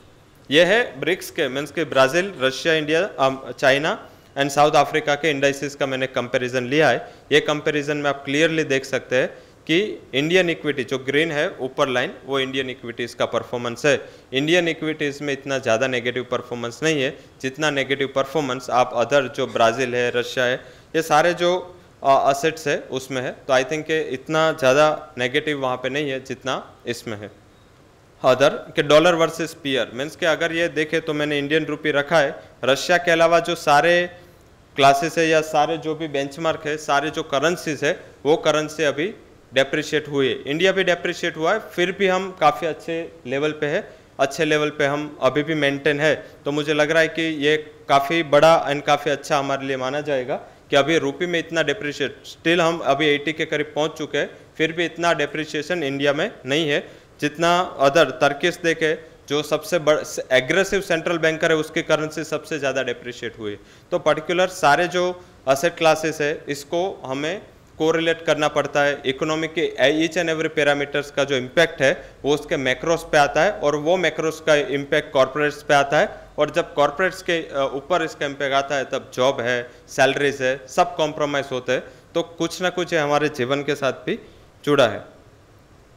ये रिटर्न है, ये मैंने रिटर्न का मीन्स के 1990, 50, 70, 90 एंड वर्ल्ड का इन फ्यूचर क्या मीन्स कि जो भी टॉप 10 एनालिस्ट है उसका मैंने एवरेज लिया था, इसमें देखे तो ये जो ब्लैक है वो ब्लैक है, इसका एस्टिमेट जो मैंने लिया है वो 2022 से लिया है। ब्लैक इक्विटी है, उसके बाद बॉन्ड है, ये मैंने 70-30 रेशियो पे लिया है। अगर हम सिर्फ इक्विटीज पे जिसने किया तो उसमें रिटर्न देखो आपको कंपेरेटिव हायर मिला, सिर्फ जिसने बॉन्ड्स में किया उसको comparative return comparative to equity lower मिला। बट अगर जिसने बैलेंस रखा फिर भी एक वेल मेंटेन लेवल पे ये रहा और इसमें रिस्क काफ़ी कम हो गया। तो मीन्स के जितना डाइवर्सिफिकेशन ज़्यादा है इतना वर्ल्ड में एक कमाने के चांसेस, एक प्रिजर्वेशन के चांसेस ये ज़्यादा है। मैं भी जो मेरे पूरे फंड्स है उसमें मेरा भी रेशियो 70-30 है। मैं एक बैलेंस फंड मैनेज करता हूँ।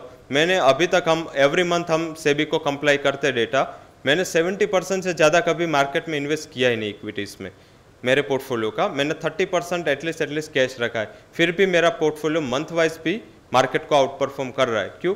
क्योंकि उसमें क्या है कि basic selection of security, selection of asset classes and selection काफ़ी इंपॉर्टेंट है। और ये सिलेक्शन आप अगर मैक्रो पे करते हैं तो आई थिंक कि आपका इन्वेस्टमेंट है वो कंपेरेटिव सेफ रहता है।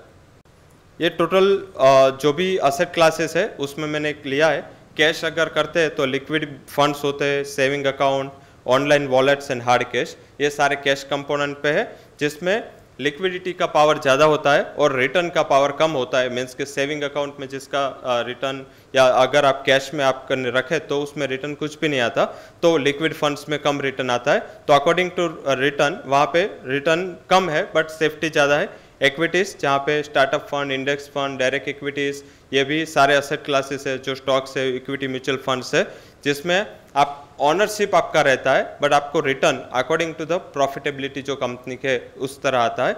बाद में फिक्स इनकम है जिसमें नो ब्रेनर है, जिसमें डेट फंड है, फिक्स डिपॉजिट्स है, बॉन्ड्स है, पोस्ट मार्केट सेविंग्स है। इसमें जो रिटर्न आता है वो कंपेरेटिव फिक्स रहता है बट उसमें जो रेट ऑफ रिटर्न से जो कमाने के चांसेस वो कम होते हैं। अगर हम क्लास वाइज देखें तो फिक्स इनकम में जो रिटर्न है वो 7% से कम रहता है। इक्विटीज़ में 2000 से लेकर आज तक 14 to 15% CAGR रिटर्न आया है।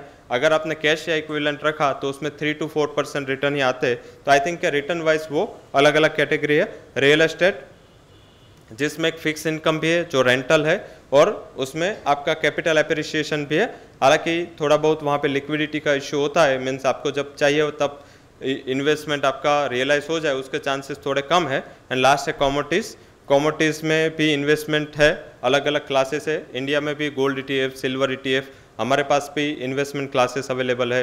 एंड हमारे पास भी सारे क्रूड है या मेटल्स है, सब हमारे पास यहाँ पे ट्रेडेबल है। एंड हमारे यहाँ एक्सचेंजेस में ट्रेड होता है। NSE में भी गोल्ड का काफ़ी अच्छी तरह ट्रेड हो रहा है, साथ में एग्री कमोडिटीज़ का भी वहाँ पे ट्रेड हो रहा है। तो विथ इक्विटीज़ वो लोग ने भी अपना बिजनेस डाइवर्सिफिकेशन किया। करेंसी भी इसमें ट्रेड होता है, बॉन्ड्स भी NSE में ट्रेड होता है। तो आई थिंक कि जैसे एक्सचेंजेस है वो सारे एसेट क्लासेस क्यों रखते हैं, क्योंकि अभी इंडिया में धीरे धीरे ये डाइवर्सिफिकेशन का मतलब लोग समझ रहे हैं और इसका इम्पैक्ट है वो उसके ऊपर कम आई। इस हिसाब से एक्सचेंजेस भी काफ़ी ट्राई करते हैं, काफ़ी सेमिनार्स करते हैं टू अवेयर द पीपल। हाँ, इंडिया में इतने वेल प्रोडक्ट्स अवेलेबल है जिसमें पोर्टफोलियो मैनेजमेंट सर्विसेज, जिसमें ये एक इक्विटी डायरेक्ट इक्विटी प्रोडक्ट है जिसमें लोग डायरेक्टली इन्वेस्ट करते हैं, advisory portfolios, insurance, private equities. Globally भी अब हम इन्वेस्ट कर सकते हैं।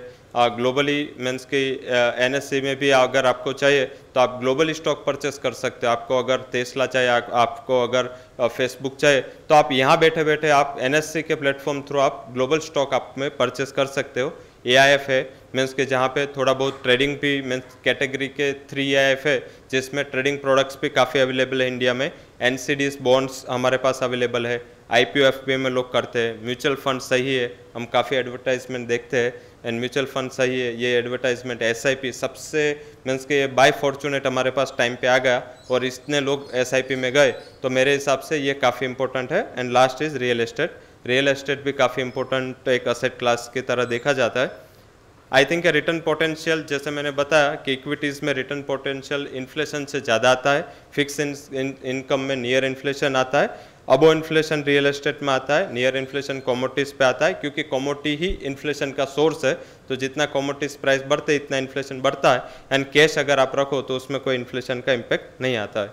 अभी प्रॉब्लम क्या होता है, प्रॉब्लम ये साइकिल में मीन्स कि जब इन्वेस्टमेंट में लोग गलती कहाँ करते हैं, जहाँ पे क्या करते हैं हम कि आप ये पूरा साइकिल देखो तो इसमें पब्लिक कहाँ पे आती है, जब ऑलरेडी मार्केट एक लेवल पे पहुंच जाता है, बाद में पब्लिक का गेम रोल स्टार्ट होता है कि पब्लिक कहाँ आते हैं, जब न्यूज़ में मीडिया में आना स्टार्ट होता है। पहले क्या है कि फर्स्ट सेल ऑफ के बाद जब मीडिया अटेंशन आता है कि मीडिया में आता है कि ये ले लो डबल हो जाएगा ट्रिपल हो जाएगा, बाद में लोग आते हैं देखते हैं पहले तो कि हो रहा है, हाँ अगर हुआ आज एक स्टॉक 10% चला और कल किसी ने रिकमेंड किया तो वो कल हमने ले लिया, आज गोल्ड चला तो कल किसी ने रिकमेंड किया तो हमने ले लिया, तो बाद में पब्लिक आती है। अभी पब्लिक जहाँ से स्टार्ट होती है, एफआईज देखो लगातार 12-13 हज़ार से बेच रहे, 18,400 तक बेच रहे थे, और अभी भी मीन्स के 3 दिन के पहले भी और बेच रहे थे। तो वो लोग अभी डिस्ट्रीब्यूशन फेज में है, जब यहाँ पे पब्लिक का एक्विजिशन फेज था। तो आई थिंक कि जब स्मार्ट मनी है वो पहले एंटर करते मार्केट में या स्टॉक में, क्योंकि वो लोग बड़ा इन्वेस्टमेंट लेके बैठे, उसके पास बड़े सोर्सेस है, बड़े इन्वेस्टमेंट का रिसर्च करते और उसके बाद वो एंटर करते हैं। तो आई थिंक ये टाइप पे होता है। अभी क्या है कि एक बार ऊपर मार्केट 18,000 निफ्टी गया, उसके बाद जब करेक्ट होता है ना, तब सबसे ज़्यादा ट्रैप होते हैं लोग। क्या है XYZ शेयर ले लिया, बाद में जैसे नीचे आया बोले क्या ये तो टेम्पररी है, तो वो फिर से बाय करेगा एवरेज के लिए, फिर से नीचे आया, फिर से मेडिकल, बाद में डॉक्टर, बाद में रिपोर्ट्स, बाद में एमडी। तो एमडी के पास पहुँचते पहुँचते ऑलरेडी डेप्रिशिएट है। अभी हमारे पास पे आते हैं कोई फॉर एग्जांपल कोई कमोडिटी या इक्विटीज में इतना बड़ा लॉस कर लिया, फॉर एग्जांपल प्राइजेस ही 10% रहे, 100 वाले 10, बोलते अब क्या करें। अब हम उसको ये भी एडवाइस नहीं दे सकते यहाँ से निकल जाओ, क्योंकि ऑलरेडी 100 से 10 आ गया, तो अभी एडवाइस दे निकल जाओ और यहाँ से 20 भी होता है, तो हमारे पास क्या है कि धीरज कम है। उसका सबसे बड़ा फैक्टर क्या है कि हम इकोनॉमिक पैरामीटर्स को कम और रिटर्न को ज़्यादा फोकस करते हैं। तो बनता क्या है, रिटर्न नहीं बनता और इकोनॉमिक पैरामीटर भी हम नहीं देख पाते। अगर इकोनॉमिक पैरामीटर को देख के इन्वेस्टमेंट करते हैं, इकोनॉमिक साइकिल को देख के इन्वेस्टमेंट करते हैं, तो अब कंपेरेटिव हमारा रिस्क कम रहता है और हम अवेयर होते हैं। मीन्स रिस्क सब जगह है, मीन्स आप यहाँ बैठे हो तो भी रिस्क है, या चल रहे हो तो भी रिस्क है, फिर एफडी में भी रिस्क है, आपका आरबीआई 5 लाख की आपका इंश्योरेंस लेता है, उसके बाद तो वहाँ भी रिस्क है, सब में रिस्क अवेलेबल। बट ये रिस्क का प्रोबेबिलिटी एंड रिस्क का साइज है ना, वो कम या ज़्यादा हो सकता है अकॉर्डिंग टू द इन्वेस्टमेंट का जो रिटर्न है। अगर रिस्क कम हुआ तो उसमें रिटर्न का प्रोबेबिलिटी कम होगा, अगर रिस्क ज़्यादा हुआ तो उसमें रिटर्न का प्रोबेबिलिटी ज़्यादा होगा। कोई भी ऐसा क्लास नहीं है कि जिसमें रिस्क नहीं है। हाँ, अगर आपके पास थोड़े बहुत रिसोर्सेस है, आप इकोनॉमी को देखते हो, समझते हो, तो आपका रिस्क आपको पता होगा। और जब मुझे पता है कि आगे खाई है और मैं जब व्हीकल चलाता हूँ तो मैं कब ब्रेक मारूँ मेरी गाड़ी को, वो मुझे पता हो तो मैं वहाँ पर गिरूँगा नहीं।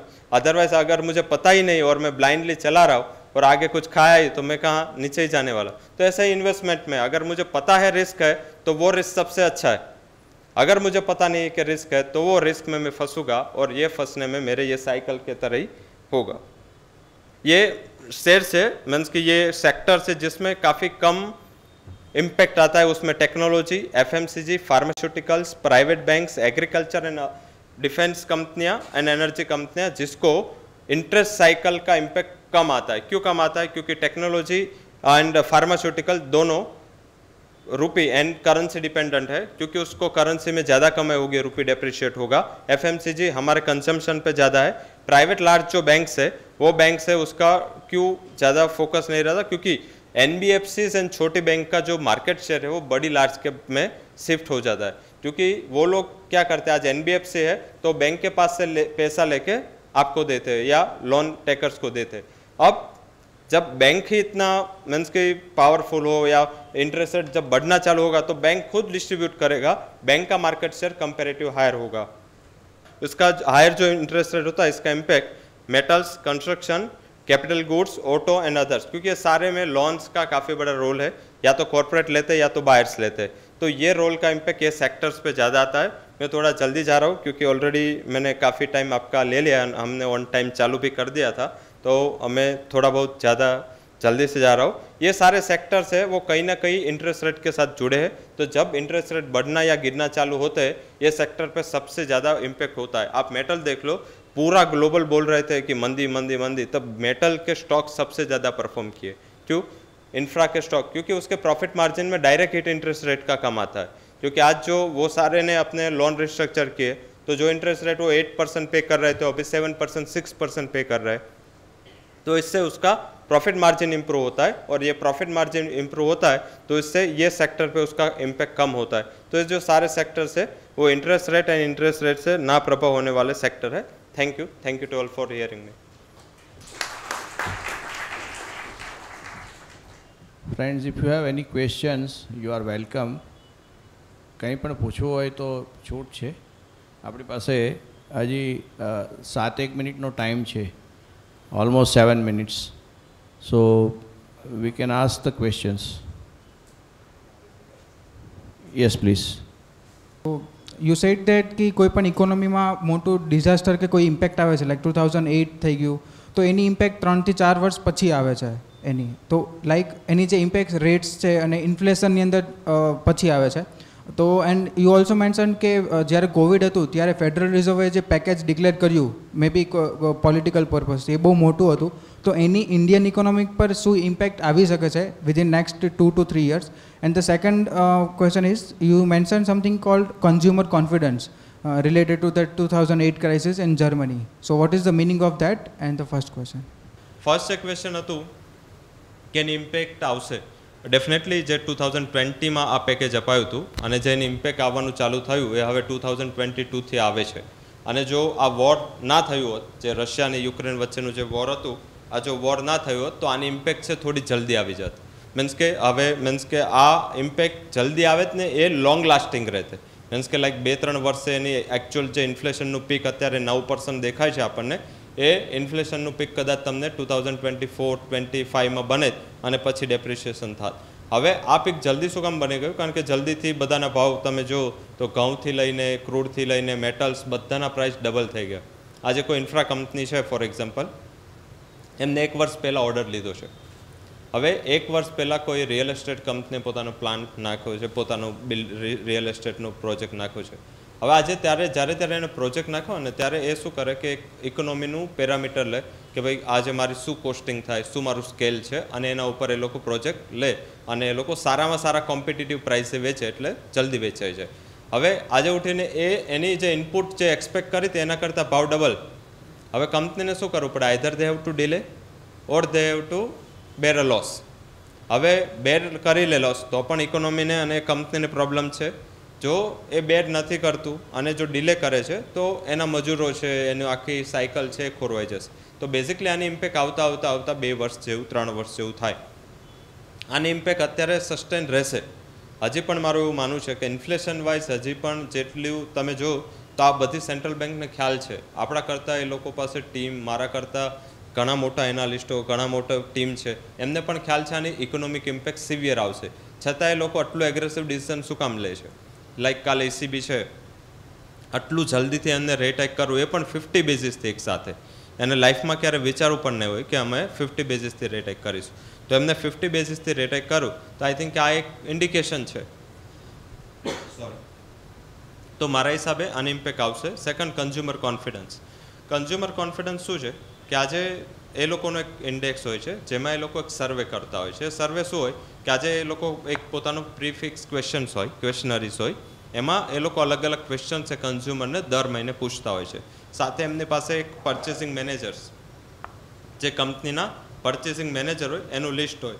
એ પરચેસિંગ મેનેજર શું કરે? પરચેસિંગ મેનેજર છે ને એ પાસે એ લોકો ક્વેશ્ચન પૂછે કે સર તમે આજે પહેલાં કેટલું લેતા હતા, હવે શું લો છો, શું તમારી પ્રોબ્લેમ્સ છે, શું તમને આ નડે છે, શું તમે આગળ વિચારો છો, તમે કેટલું પ્રોડક્શન વિચારો છો. સેમ પબ્લિક ના હોય તો એમાં તમે વિચારશે કે તમે સર કેટલું સ્પેન્ડિંગ કરશો, કેટલું તમને ઇકોનોમી પર કોન્ફિડન્સ છે. તો આનું આખું એમનું એક ઇન્ડેક્સ છે. એ ઇન્ડેક્સ આના ઉપરથી એ લોકો એવરી મંથ કેલ્ક્યુલેટ કરે. હવે યુરોપમાં શું કામ ઇમ્પોર્ટન્ટ છે? કારણ કે જ્યારે કોવિડ થયું ને, કોવિડ પણ એક ક્રાઇસિસ જ હતું. પર્ટિક્યુલર ચીનથી સૌથી પહેલાં ફેલાયું તો એ યુરોપમાં. તો બધાને એવું થયું કે આ માંડ ઇકોનોમી 10 વર્ષ પછી પાટે આવી છે તો એને ડિરેલ થઈ જશે અને થઈ રહી છે. આઈધર ઇન્ફ્લેશનના પોઈન્ટ ઓફ વ્યૂથી કે વોરના પોઈન્ટ ઓફ વ્યૂથી સામે અપોનન્ટ છે. તો એના હિસાબે માર્કેટમાં થોડું કોશિયસનેસ વધી ગઈ અને આ કોશિયસનેસ વધવાથી લોકોને એવું લાગ્યું કે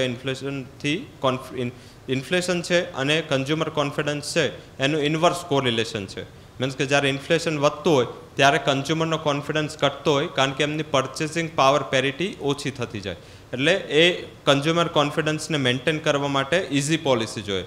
હાલાકી પોલિસી તો સ્ટ્રોંગ કરી રહી છે.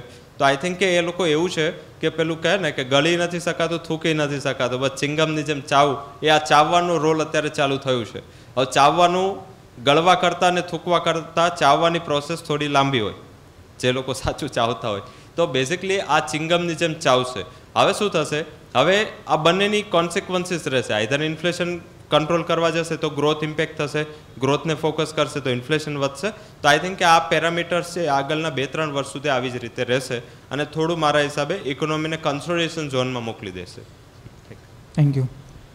સર મારો એક બહુ બેઝિક ક્વેશ્ચન છે, મતલબ કે મેં ઇન્ટરનેટ ઉપર પણ લાઈક એકવાર સર્ચ કર્યું હતું કે વોટ બ્રિંગ્સ ધ કરન્સીની વેલ્યુ એ કઈ રીતના સર એ આપણે ડિટરમાઇન થાય છે.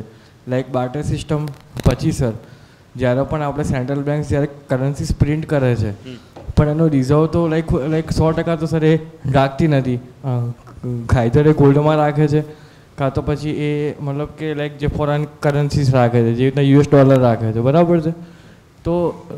તો સર લાઈક ફેડરલ બેંક તો $US ને ગમે તેટલા પ્રિન્ટ કરી શકે for example, and reserve bank પણ ની જોડે પણ જે ઓથોરિટીઝ છે કે જે કરન્સીસ પ્રિન્ટ કરી શકે. તો સર આપણે મેઇન સર જે લોજિક શું છે એ કરન્સી પાછળ, મતલબ એ એક ફર્સ્ટ ક્વેશ્ચન હતો. અને સેકન્ડ ક્વેશ્ચન સર આપણે રિલેટિવ જ છે કે જે $21 ટ્રિલિયન જે સર આપણે ડિસ્બર્સ કર્યા હતા તો એ કઈ રીતના, મતલબ કે આમ કઈ રીતના થાય કે like people use to work hard for money અને તમે $21 ટ્રિલિયન કઈ રીતના ડિસ્બર્સ કરી શકો, મતલબ I just confuse and thank you. આ બેઝિક પહેલો જે ક્વેશ્ચન હતો તમારો કે પર્ટિક્યુલર જે અત્યારે કેવું છે કે ઇકોનોમિક સાયકલની જે આપણે વાત કરી, ચર્ચા કરી, તો એમાં શું છે કે ઓલવેઝ જ્યારે ઇકોનોમી અને કરન્સીનું ડિટર્મિનેશન આવે, કે જે તમે કરન્સી કીધું, તો કરન્સીનો રોલ શું હોય છે કે કરન્સી એ કેવું છે કે આજે ટ્રેડ બેલેન્સ છે ફોર એક્ઝામ્પલ, તો ઇન્ડિયામાં ટ્રેડ બેલેન્સ છે, હવે ક્રૂડના ભાવ રેકોર્ડ પર છે, સોનું રેકોર્ડ પર છે, તો આપણી ડેફિસિટ વધવાની, ટ્રેડ ડેફિસિટ સાથે ગવર્મેન્ટના એક્સપેન્સીસ પણ વધશે, એટલે કરંટ અકાઉન્ટ ડેફિસિટ અને ફિસ્કલ ડેફિસિટ એ બંને ડેફિસિટ હાયર હોય. હવે ડેફિસિટ હાયર હોય એને કંટ્રોલ કરવા માટે ગવર્મેન્ટ પાસે શું સોર્સ હોય, એ સોર્સ હોય ગવર્મેન્ટને ડેટ લેવું પડે. એટલે ગવર્મેન્ટ ડેટ લેશે, એ ગવર્મેન્ટનું ડેટ આવશે, જે એક્સટર્નલ ડેટ આવશે એ બધું આપણું ડોલરમાં આવશે. એટલે આપણે ઇન્ડિયામાં ડોલરની ડિમાન્ડ કમ્પેરેટિવ વધશે. તો ઇન્ડિયામાં ડોલરની ડિમાન્ડ અગેન્સ્ટ રૂપી વધશે તો એ ઓટોમેટિક રૂપી છે એને ડેપ્રિશિએટ કરશે. પ્લસ આપણી કરંટ અકાઉન્ટ ડેફિસિટ એટલી બધી હાઈ હશે અને આપણે ક્રૂડમાં વધુ પૈસા આપવા પડશે, તો આઈ થિંક એ પણ એને નેગેટિવ કરશે. તો આનું સીધું એક કોરિલેશન છે. સેકન્ડ જે તમે ક્વેશ્ચન કરો કે આટલું મોટી $21 ટ્રિલિયન લિક્વિડિટી છે એ કઈ રીતે થઈ, આ $21 ટ્રિલિયન જે લિક્વિડિટી છે એનો ફ્લો નહોતો ગયો, એ રિઝર્વ રેડી હતી કે 21 ટ્રિલિયન વાપરી શકે. ધીમે ધીમે 1 થી 1.5 વર્ષમાં લોન્સના પાર્ટ રૂપે, હેલિકોપ્ટર મનીના પાર્ટ રૂપે, કે ત્યાંના સ્પેન્ડિંગના પાર્ટ રૂપે, હેલ્થ ઇન્સ્યોરન્સ, તમે જાપાનમાં હેલિકોપ્ટર મની હતી, આ બધાના પાર્ટ રૂપે ધીમે ધીમે આનો ઇફેક્ટ આવી. તો ડેફિનેટલી જ્યારે ત્યારે કોઈ બજેટ કે કોઈ પેકેજ હોય ને તો એ પેકેજ એક ટાઈમનું ના હોય. ફોર એક્ઝામ્પલ આપણે પણ બજેટમાં પેકેજ આપે તો આખા વર્ષનું એ પેકેજ હોય, એમાં આ ક્રાઇસિસનું પેકેજ હતું. એટલે આ ક્રાઇસિસનું જે પેકેજ છે એને મીન્સ કે એનું ડિસ્ટ્રીબ્યુટ કરતાં થોડી ટાઈમ લાગે. લાઈક આપણે પણ MSME માટે કે ફાર્મર્સ માટે અલગથી વ્યવસ્થા કરી હતી કે લોકો લોન લે. હવે આ $21 ટ્રિલિયન છે એમાં ગવર્મેન્ટનો પણ રોલ છે કે ગવર્મેન્ટે જે પોતે પેકેજ આપ્યા છે એ પણ આવી ગયા, અને જે સેન્ટ્રલ બેન્કે પોતાની પોલિસી ઇઝી કરી. હવે પોલિસી ઇઝી કેમ કરે, ફોર એક્ઝામ્પલ આજે ચાઇના છે એનો RRR રિઝર્વ રિક્વાયરમેન્ટ રેટ છે એ કટ કરે, હવે 0.5 થી કટ કરે તો $1 લાખ છે, 1 લાખ ચાઇનીઝ યુઆન છે એ ડિસ્ટ્રીબ્યુટ થાય 1 લાખ કરોડ. હવે એને જે બેન્કોએ જ્યાં જમા કરાવવાના હતા સેન્ટ્રલ બેન્ક પાસે એ નહીં કરાવવાના, એ ઓછા કરાવવાના. આનાથી શું થાય કે આના પાસે બેન્કો પાસે ફંડ એ ફ્લો વધારે આવે અને લોકો પાસે ડિસ્ટ્રીબ્યુટ કરે. હવે એનો મતલબ એવું નથી કે એ $1 લાખ કરોડ છે કે યુઆન છે એ લોકો ડિસ્ટ્રીબ્યુટ નથી કરતા. આ એક રિઝર્વ લિક્વિડિટીની અવેલેબિલિટી થઈ. હવે એ અવેલેબિલિટી ક્યારે થાય, જ્યારે ઇકોનોમિક કોન્ફિડન્સ વધે. હવે ઇકોનોમિક કોન્ફિડન્સ જો આગળ જતાં વધે તો લોકો લોન્સ લેશે, બેન્કો પાસેથી ધિરાણ લેશે, અને એના જ હિસાબે તમે જો જ્યારે રેટ લો હતા ત્યારે બધી જ બેન્કોના જે ડિપોઝિટ ગ્રોથ રેટ હતા એ ઓછા હોવા છતાં પણ એ બધાના લોન ડિસ્ટ્રીબ્યુશન રેટ સારા હતા. શું કામ? કારણ કે લોકોએ જે આ પાછા જે ઇઝી પોલિસીથી જે પૈસા મળ્યા એ લોકોએ ડિસ્ટ્રીબ્યુટ કર્યા. એટલે $21 ટ્રિલિયન લિક્વિડિટી મીન્સ કે એ પૈસાના રૂપમાં નહીં પણ એ પોલિસીઝના રૂપમાં. ફર્સ્ટ ક્વેશ્ચન મારો એ ડાઉટ છે કે જેમ અત્યારે આપણે ડિસ્કશન બી કર્યું અને જે રીતે મેં સમજ્યું, અત્યારે મેજર ઇકોનોમીઝ અને અલગ અલગ કન્ટ્રીઝ અને જે રીતે ઇઝ ઓફ ડુઈંગ ઇન્ડેક્સ જે આપણો ઇન્ડિયાનો બી ઇમ્પ્રૂવ થઈ રહ્યો છે, એટલે વેધર ઇન્વેસ્ટમેન્ટ્સ અત્યારે ઘણો વખત હતો કે જે આપણી ઉપર ઇન્વેસ્ટ કરતા હતા અને અહીંયા બધી મેન્યુફેક્ચરિંગ હબ્સ ને બધું બી ઘણી ઓપોર્ચ્યુનિટીઝ મળી. સો એના કારણે એમ્પ્લોયમેન્ટ રેટ્સ બી વધ્યા, મીન્સ અનએમ્પ્લોયમેન્ટ ઓછું થયું. બટ જે રીતે અનએમ્પ્લોયમેન્ટ અને ઇન્ફ્લેશન બી ઇનડાયરેક્ટલી કોરિલેટેડ છે, તો જેના કારણે અનએમ્પ્લોયમેન્ટ જો ઓછું થાય તો ઇન્ફ્લેશન વધવાના ચાન્સીસ પાછા વધી શકે છે. તો એ કેપિટલ માર્કેટ ઉપર અને આપણા ઇન્ડિયન માર્કેટ ઉપર ફર્સ્ટ ક્વેશ્ચન એ છે કે હવે કઈ રીતે ઇમ્પેક્ટ કરશે. અને સેકન્ડ ક્વેશ્ચન એ છે કે જે રીતે તમે મીન્સ ડિસ્કશન્સમાં કીધું કે ચાઇનીઝ માર્કેટ્સ અને ચાઇના જે રીતે એમનું મેન્યુફેક્ચરિંગ ને બધું ઇમ્પોર્ટ બી કરે છે, પણ તો બી એ એવું ટ્રાય કરે છે શો કરવાની કે એમની કરન્સીઝ હજી ડેપ્રિશિએટ થઈ રહી છે અને જે એમને બેનિફિટ કરે છે. સો એમની ઇકોનોમી અને આપણી ઇકોનોમીમાં એ શું ફરક છે કે એ લોકો એ ટ્રાય કરે છે કે વધારે ને વધારે એમની કરન્સી ડેપ્રિશિએટ થાય, બટ આપણા માટે એ જ હિન્ડરન્સ છે. ફર્સ્ટ ક્વેશ્ચન આપનો શું હતો? રિગાર્ડિંગ અનએમ્પ્લોયમેન્ટ અને ઇન્ફ્લેશન. અનએમ્પ્લોયમેન્ટ જે છે ને એમાં શું છે, અનએમ્પ્લોયમેન્ટ રેટ હોય છે કોઈ પણ કન્ટ્રીના.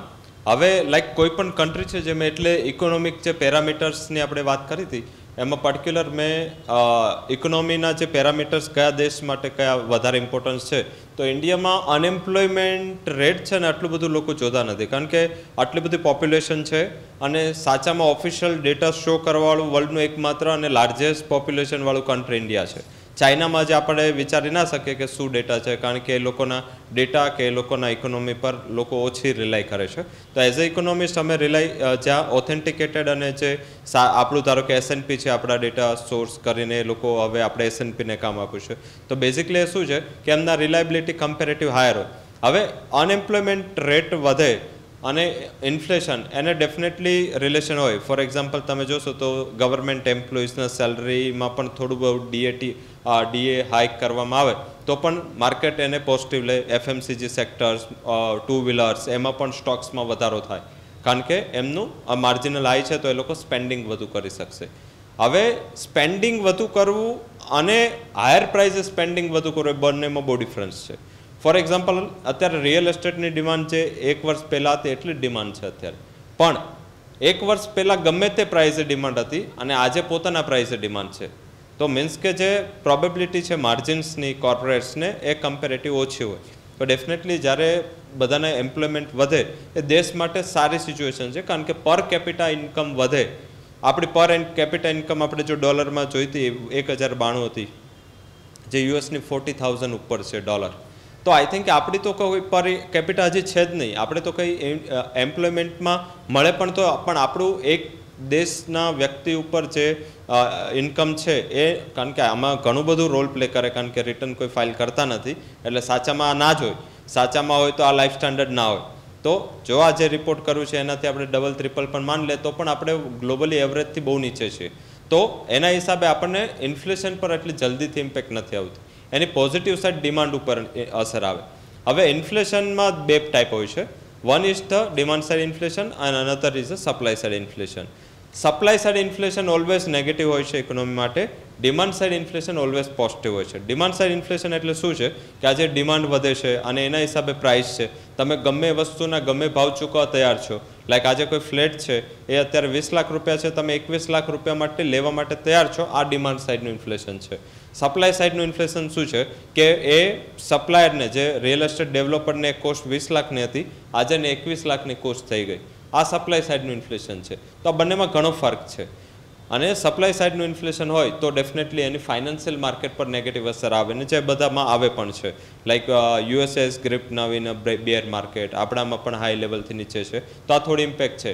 ડિમાન્ડ સાઇડની ઇન્ફ્લેશનની જે અસર છે એ આના ઉપર ઓછી પડે. એન્ડ સેકન્ડ ક્વેશ્ચન આપનો હતો જે રીતે ચાઇનીઝ પ્રેક્ટિસીસ એમની કરે. ચાઇનામાં શું છે કે વર્લ્ડમાં છે ને મોટી ઇકોનોમીમાં 3 જ એવી ઇકોનોમી છે જે ઇકોનોમિકના ટ્રેડ સરપ્લસ પર ચાલે છે. ટ્રેડ સરપ્લસ એટલે એમનું ઇમ્પોર્ટ છે એ ઓછું અને એક્સપોર્ટ વધારે, તો આ એક ટ્રેડ સરપ્લસવાળી ઇકોનોમી છે. હવે ટ્રેડ સરપ્લસવાળી જ્યારે ઇકોનોમી કોઈ હોય એને પોતાની કરન્સી ડેપ્રિશિએટ થાય તો કોઈ પણ પ્રોબ્લેમ નથી. લાઈક એમને તો વધારે પૈસા આવવાના છે ઇકોનોમીમાં. લાઈક આજે જર્મની છે, જર્મની ટ્રેડ સરપ્લસ ઇકોનોમી છે, અને યુએસ છે એ ટ્રેડ ડેફિસિટવાળી ઇકોનોમી છે. લાઈક આટલી મોટી ઇકોનોમી છે પણ એ છતાં ટ્રેડ ડેફિસિટવાળી ઇકોનોમી છે. તો આજે એમને ડોલર સ્ટ્રોંગ થાય એમના માટે નેગેટિવ છે, કારણ કે એને ડોલર સસ્તો રહે તો જે બહારથી પૈસા આવે છે એ એમને વધારે રિયલાઇઝ થાય. ચાઇના છે તો ચાઇના આજે ભલે આટલું મોટું ઇમ્પોર્ટ કરે છે પણ એટલું જ મોટું એક્સપોર્ટ કરે છે, તો ચાઇના પણ ટ્રેડ સરપ્લસવાળી ઇકોનોમી છે. તો ટ્રેડ સરપ્લસ એટલે શું છે કે આજે એને ચૂકવવાનું ઓછું છે, મળવાનું વધારે છે, તો એને જે મળવાનું છે એ પાર્ટ એનો સ્ટ્રોંગ થાય છે, ચૂકવવાળો પાર્ટ વધે છે, પણ કમ્પેરેટિવ એનું જે મળે છે, જે વસ્તુ એના રિયલાઇઝેશન થાય છે એ રિયલાઇઝેશનની સાઇઝ મોટી હોવાથી એને પહેલું જગ્યાએનો જે માર છે એનાથી વધારે તો એનો બેનિફિટ થશે, તો એના માટે સારું છે, જાપાનને માટે સારું છે. એટલે જ તમે જોશો તો આ બંને સેન્ટ્રલ બેંક ચાઇના અને જાપાન આ બંને પોતાના જે ઇકોનોમીને બચાવવા માટે બહુ એટલી ટ્રાય મીન્સ કે કરન્સીને બચાવવા માટે એટલી ટ્રાય ના કરતા હોય. તો બેઝિકલી આ ડિફરન્સ છે જેના હિસાબે એને પ્રોબ્લેમ નથી. સાથે ઇન્ડિયામાં 44 ડેઝની ક્રૂડ રિઝર્વ છે. હવે એકવાર ક્રૂડ માઇનસમાં પણ જયું, કોવિડ પછી એકવાર -$33 જયું, કોઈને ખ્યાલ નહોતો કે કોમોડિટી પ્રાઇસીસ 0ની નીચે જઈ શકે. -$33 ક્રૂડ હતું, હવે $30 નીચે ક્રૂડ તો ઘણા ટાઈમ રહ્યું, 30-40. આપણી પાસે સ્ટોરેજ કેપેસિટી ઇન્ડિયા પાસે 44 ડેઝની છે. આપણે ધારીએ પણ 44 દિવસથી વધુ ક્રૂડ સ્ટોર ના થઈ શકે કન્ઝમ્પશનનું. ચાઇના પાસે 240 ડેઝની છે, એટલે એને મોટા પ્રમાણમાં ત્યારે લઈ લીધું. બેઝ મેટલ્સના ભાવ 1 વર્ષ પહેલાં શું હતા ને ચાઇનાનું ઇમ્પોર્ટ શું હતું એ જોશો તો પણ ક્લિયર થઈ જશે. વેલ્યુ ડબલ છે છતાં એનું ત્યારનું ઇમ્પોર્ટ હાઈ હતું, તો એ લોકો આટલું બધું હોર્ડિંગ કરું અને હવે જે પ્રાઇસીસ ઉપર ગયા એ ભાવે વેચે છે. તો ચાઇના એક બિઝનેસમેન છે, એને કોઈ સેન્ટિમેન્ટ નથી, એને કોઈ ના તો કોઈ દેશની સાથે કોઈ પબ્લિક સેન્ટિમેન્ટ સાથે એને કોઈ સાથે નથી. એ શું કરે છે, એની એક જ સ્ટ્રેટેજી હોય કે નાના દેશો હોય ત્યાં ડમ્પ કરવાનું, એની ઇકોનોમીને પેકેજ આપવાનું. લાઈક શ્રીલંકા બહુ મોટું એનું એક્ઝામ્પલ છે, શ્રીલંકાના ક્રાઇસિસ.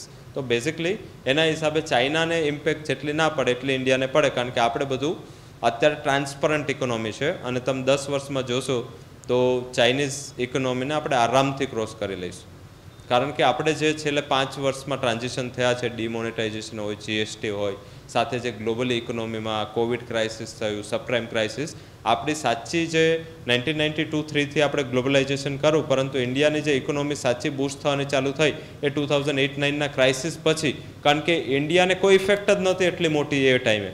તો બેઝિકલી હવે શું છે, જેટલા ક્રાઇસિસ આવે ને ગ્લોબલી એમાં ઇન્ડિયાનું આઉટલુક વધારે સ્ટ્રોંગ થયું, કારણ કે હવે કેવું છે, આપણી સૌથી મોટું ડિસએડવાન્ટેજ શું હતું, પોપ્યુલેશન. આપણે એવું કહેતા હો ઇન્ડિયાનું આટલું મોટું પોપ્યુલેશન, પણ ઇન્ડિયાનું પોપ્યુલેશન એ અત્યારે આપણો એડવાન્ટેજ છે. જાપાનમાં વર્કર નથી, ચાઇનામાં લોકો મીન્સ કે તમે જોશો તો ચાઇનાની એજ શું છે, મીન્સ કે જે એવરેજ પોપ્યુલેશન છે ચાઇનાનું એની એજ છે એ 48-50ની છે, જ્યારે ઇન્ડિયામાં 35 છે. તો આપણે યંગેસ્ટ નેશન છીએ અને આપણી પાસે મીન્સ કે આપણે હમણાં ચાઇનાનું ઓવરટેક કરી દઈશું 5 વર્ષમાં વસ્તીમાં, તો આઈ થિંક કે આપણા પાસે તો એડવાન્ટેજ થઈ ગયો જે આપણો અત્યાર સુધી ડિસએડવાન્ટેજ હતો. તો આઈ થિંક કે મીન્સ આવતા 10 વર્ષ ઇન્ડિયાના છે, ડેફિનેટલી ઇન્ડિયાના છે. હું કોઈ ગવર્મેન્ટનું ફોકસ નથી કરતો, બટ 10 વર્ષમાં જે ઇન્ડિયા ટ્રાન્ઝિટ થાય, મીન્સ કે તમે જે ઇન્ડિયાનું 10-12-15 વર્ષ પહેલાં જે આપણું ગ્લોબલી પ્રેઝન્સ હતું એના કરતાં અત્યારે આપણે બહુ આગળ છીએ. Thank you. Because now we have to close. Informal 1-to-1 પત્યા પછી 8 વાગ્યા ને એટલે આ લોકોને પણ બધું બંધ કરવાનું. મને એમ લાગે છે કે very interesting talk mister Ravi has delivered, really very interesting talk. We should appreciate by giving a big round of applause.